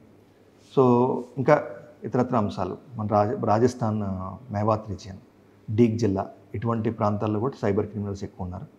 వాళ్ళకు కూడా కొన్ని కేసుల్లో మేము మా టీమ్స్ పంపించడం జరిగింది. రాష్ట్ర వ్యాప్తంగా ప్రధానంగా ప్రజలకి ముఖ్యంగా విజ్ఞప్తి చేసేదంటే సైబర్ స్పేస్లో చాలా దొంగతనాలు కానీ ఈ నేరాలు కానీ జరుగుతున్నాయి. అప్రమత్తంగా ఉండండి. మీకు అనుమానం వచ్చినప్పుడు భయపడకుండా 1930 సమాచారం ఇవ్వండి. ఈ సైబర్ అప్రమత్త పెరిగిన తర్వాత ఉదాహరణకి ఏలూరు జిల్లాలోని ఒక వాకర్స్ క్లబ్ ఉంది. ఆ వాకర్స్ క్లబ్లో ఒక పెద్ద ఆయన సీనియర్ సిటిజన్స్, ఒక వ్యక్తి వాకింగ్ 4 రోజులు బట్టి రావట్లేదని అతనికి ఎందుకు రావట్లేదు తెలుసుకుందాం అని వాళ్ళ ఇంటికి వెళ్ళాడు. అంటే వాళ్ళ ఫ్రెండ్స్ ఇంటికి వెళ్తే ఇంకా అతను తలుపు కొడితే తలుపు తీయట్లే. చాలాసేపు తలుపు కొట్టిన తర్వాత కొంచెం తలుపు తీసి రావద్దు నాకు పని ఉంది వెళ్ళిపోమని చెప్తున్నాడు. నిజంగా ఏదో అనుమానం వచ్చి తలుపు తోసుకుని లోపలికి వెళ్తే నేను డిజిటల్ అరెస్ట్ అయిపోయింది, ఈరోజు నేను 20 లక్షలు ఆ అకౌంట్లో వేయాలి, ఆ డబ్బు కోసం నేను అన్ని ప్రయత్నాలు చేస్తున్నాను సంథింగ్ చెప్పాడు. ఎవరైతే సీనియర్ సిటిజన్ ఉన్నాడో ఇదంతా అబద్ధం, డిజిటల్ అరెస్ట్ అనేది అబద్ధం, భయపడొద్దని అతను డిఎస్పీ గారి దగ్గరికి ఎస్పీ గారికి తీసుకొచ్చారు. సో అట్లాగా ప్రజలు కూడా చాలా చైతన్యం అయ్యారు. ప్రతి వ్యక్తికి తెలియాలి సైబర్లో ఏది జరిగినా సరే అవన్నీ కూడా అపోహలే, నేరాలు నిజంగా ఎవరు కూడా ఏ పోలీస్ కానీ, ఏ సంస్థ కానీ, సిబిఐ కానీ, ఈడీ కానీ ఎవరిని కూడా డిజిటల్గా అరెస్ట్ చేయదు. మీరు ధైర్యంగా ఉండండి. మీకు అనుమానం వస్తే 1930కి కాల్ చేయండి, లోకల్ పోలీస్ సమాచారం అందించండి. తప్పకుండా మేము మీకు హెల్ప్ చేయడానికి సిద్ధంగా ఉంటాం. సార్, సైబర్ క్రైమ్ మీద మీరు గవర్నమెంట్ కూడా చాలా సీరియస్ తీసుకుంది కాబట్టి నేరం జరగడం, దాని తర్వాత ఇన్వెస్టిగేట్ చేయడం, వాటి దొరకపోవడం అంత పెద్ద లెంగ్తీ ప్రాసెస్. మీరు అన్నట్లుగా వాళ్ళు ఇక్కడ ఉంటారు, కంబోడియాలోనో ఉంటారు, లేదా డబ్బులన్నీ కూడా క్రిప్టో కరెన్సీతో మారిపోతుంటుంది. ఎంత ఈ ప్రాసెస్ లేకుండా దానికి పుల్ స్టాప్ పెట్టాలంటే అవేర్నెస్ ముఖ్యమని మీలాంటి ఆఫీసులు అంటుంటారు. ఇక్కడ సైబర్ క్రైమ్లో మనం ఎవరు విక్టిమ్ కాకుండా ఉండాలంటే ఆన్లైన్లో ఉన్నట్లు ఉండమంటారా, ఆఫ్లైన్లో ఉన్నట్లు ఆన్లైన్లో ఉండమంటారా? ప్రత్యేకంగా మీరు చెప్పినట్టుగా మనకి ఆన్లైన్లో చాలా అప్రమత్తంగా ఉండాలి. ఎందుకంటే ఇంకా మనకి అవతల వ్యక్తి ఎవరో తెలియదు. మనకి చాలామంది అమ్మాయిలు కూడా చాలామంది మోసపోయిన సందర్భాలు ఉన్నాయి. ఫేస్బుక్ కానీ ఇన్స్టాగ్రామ్ కానీ వీటిల్లోని ఫ్రెండ్స్ అయ్యి రిక్వెస్ట్లు పంపించి తర్వాత వాళ్ళ ద్వారా డబ్బులు నష్టపోయిన వాళ్ళు ఉన్నారు. అదేవిధంగా ట్రాప్ అయ్యి ఎక్కడో మాయమైన వ్యక్తులు కూడా ఉన్నారు. కాబట్టి మనకి ఆఫ్లైన్లో మన బిహేవియర్ ఎలా ఉంటుందో ఆన్లైన్లో కూడా అదే విధంగా ఉండాలి. ఆఫ్లైన్లో మనం చాలా జాగ్రత్తగా ఉంటాం, ఆన్లైన్ కూడా అంతే. ఆన్లైన్లో కూడా ఈ సైబర్ స్కామ్స్టర్స్ వాళ్ళు వివిధ రకాల ఫోటోలు పెట్టి ప్రొఫైల్స్ పెట్టి మిమ్మల్ని అట్రాక్ట్ చేస్తుంటారు. ఉదాహరణకి నేను కర్నూలు జిల్లాలో పనిచేసినప్పుడు ఒక వ్యక్తి ఉండేవాడు. అతను ఒక విగ్ పెట్టుకుని ఒక సినిమా హీరోల కింద అతను ఫేస్బుక్లో మొత్తం అన్ని ఫొటోస్ ఉండేవి, డ్యాన్స్లు వేసి కూడా అన్నీ ఉండేవి. సో అతను ముఖ్యంగా మహిళల్ని అట్రాక్ట్ చేసేవాడు. తర్వాత కొంతమంది వాళ్ళకి ఏదైనా సమస్యలు ఉన్నప్పుడు వాళ్ళని ఇన్వైట్ చేసినప్పుడు అతను వాళ్ళ ఇంటికి వెళ్ళిపోవడం, వాళ్ళని బ్లాక్మెయిల్ చేయడం, చాలామంది మహిళలను అతను మోసం చేశాడు. మేము అతన్ని పట్టుకున్న తర్వాత అతను విగ్ తీస్తే ఇంకా అసలు చాలా ముసలోడు, చాలా ఓల్డ్ పర్సన్, కేవలం మేకప్ వేసుకుని దాని ద్వారా వాళ్ళని అట్రాక్ట్ చేశాడు. కాబట్టి మనకి ఆన్లైన్లో మనకు కనిపించినంత నిజం కాదు. ఆన్లైన్ బిహేవియర్ చాలా కేర్ఫుల్గా మనం ఉండాలి. అదేవిధంగా ఆన్లైన్ సైకాలజీ అర్థం చేసుకోవాలి. ఆన్లైన్లో చాలామంది వాళ్ళకి ఇన్హిబిషన్స్ తగ్గిపోతాయి, మనం ఏమైనా చేయొచ్చాం అనుకుంటారు. ఇటీవల కాలంలో మేము ఈ సోషల్ మీడియా మీద వాటి మీద కూడా విస్తృతంగా మేము ఫోకస్ పెట్టడం జరిగింది. విద్యార్థులకి, యువతకి ప్రత్యేకంగా మేము అప్పీల్ చేసింది ఏంటంటే, ఇంకా ఉదాహరణకు మనం గమనిస్తే ఇంకా ఒక హీరో మనకు నచ్చుతాడు, హీరో ఐడియాలజీ మనకి, ఆ హీరో నచ్చగానే అపోనెంట్ హీరో మన శత్రువు అయిపోతుంది. అంటే ఐడియాలజీకి మనం బానిసలు అయిపోతాం. ఈ రాజకీయ పార్టీ మనకు నచ్చుద్ది, ఆపోజిట్ రాజకీయ పార్టీ మన శత్రువు అయిపోతుంది. ఇట్లా ఐడియాలజీకి మీరు బానిసలు అవ్వద్దు. మీరు ఐడియాలజీ సపోజ్కి ఒక వ్యక్తిని మీరు పూజిస్తే, ఇంకా ఒక హీరోని కానీ ఎవరినైనా, అతని కోసం మీరు రక్తదానం చేయండి, లేదంటే ఇంకా ఒక హాస్పిటల్కి వెళ్ళి పళ్ళు పంచండి. కానీ వాళ్ళ కుటుంబ సభ్యులను, వేరే వాళ్ళ కుటుంబ సభ్యులను అబ్యూజివ్గా మాట్లాడటం, ఇవన్నీ కొంతమంది తెలియక చేస్తున్నారు. మనకి సోషల్ మీడియా కానీ ఎస్పెషల్లీ వీటిల్లోని డిజిటల్ ఫుట్ ప్రింట్ ఉంటుంది. మీరు ఏమి చేసినా సరే 50 సంవత్సరాలు 100 సంవత్సరాల తర్వాత కూడా అది ఎక్కడో ఒక నిక్షిప్తం అయిపోతుంది.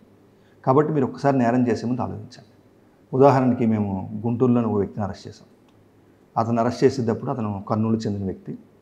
ఒక హీరో మీద అభిమానంతో ఆపోజిట్ హీరో సంబంధించిన కుటుంబ సభ్యుల మీద అసభ్యంగా అతను పోస్ట్ పెట్టాడు. సో అతను ఈరోజు జైలుకి వెళ్ళాడు. వాళ్ళ కుటుంబ సభ్యుల పరిస్థితి ఏంటి, వాళ్ళ పిల్లల పరిస్థితి ఏంటి? వ్యక్తులు ఆలోచించుకోవాలి. మనం ఈ ఫింగర్తోనే మొత్తం సైబర్ క్రైమ్ అంతా జరుగుతుంది. ఈ సైబర్ అబ్యూస్ కానీ అన్నీ కూడా దీని ద్వారా జరుగుతుంది. మీరు ఒక్కసారి క్లిక్ చేసే ముందు ఒక్కసారి మీ కుటుంబం గురించి ఆలోచించండి, మీ గురించి ఆలోచించుకోండి.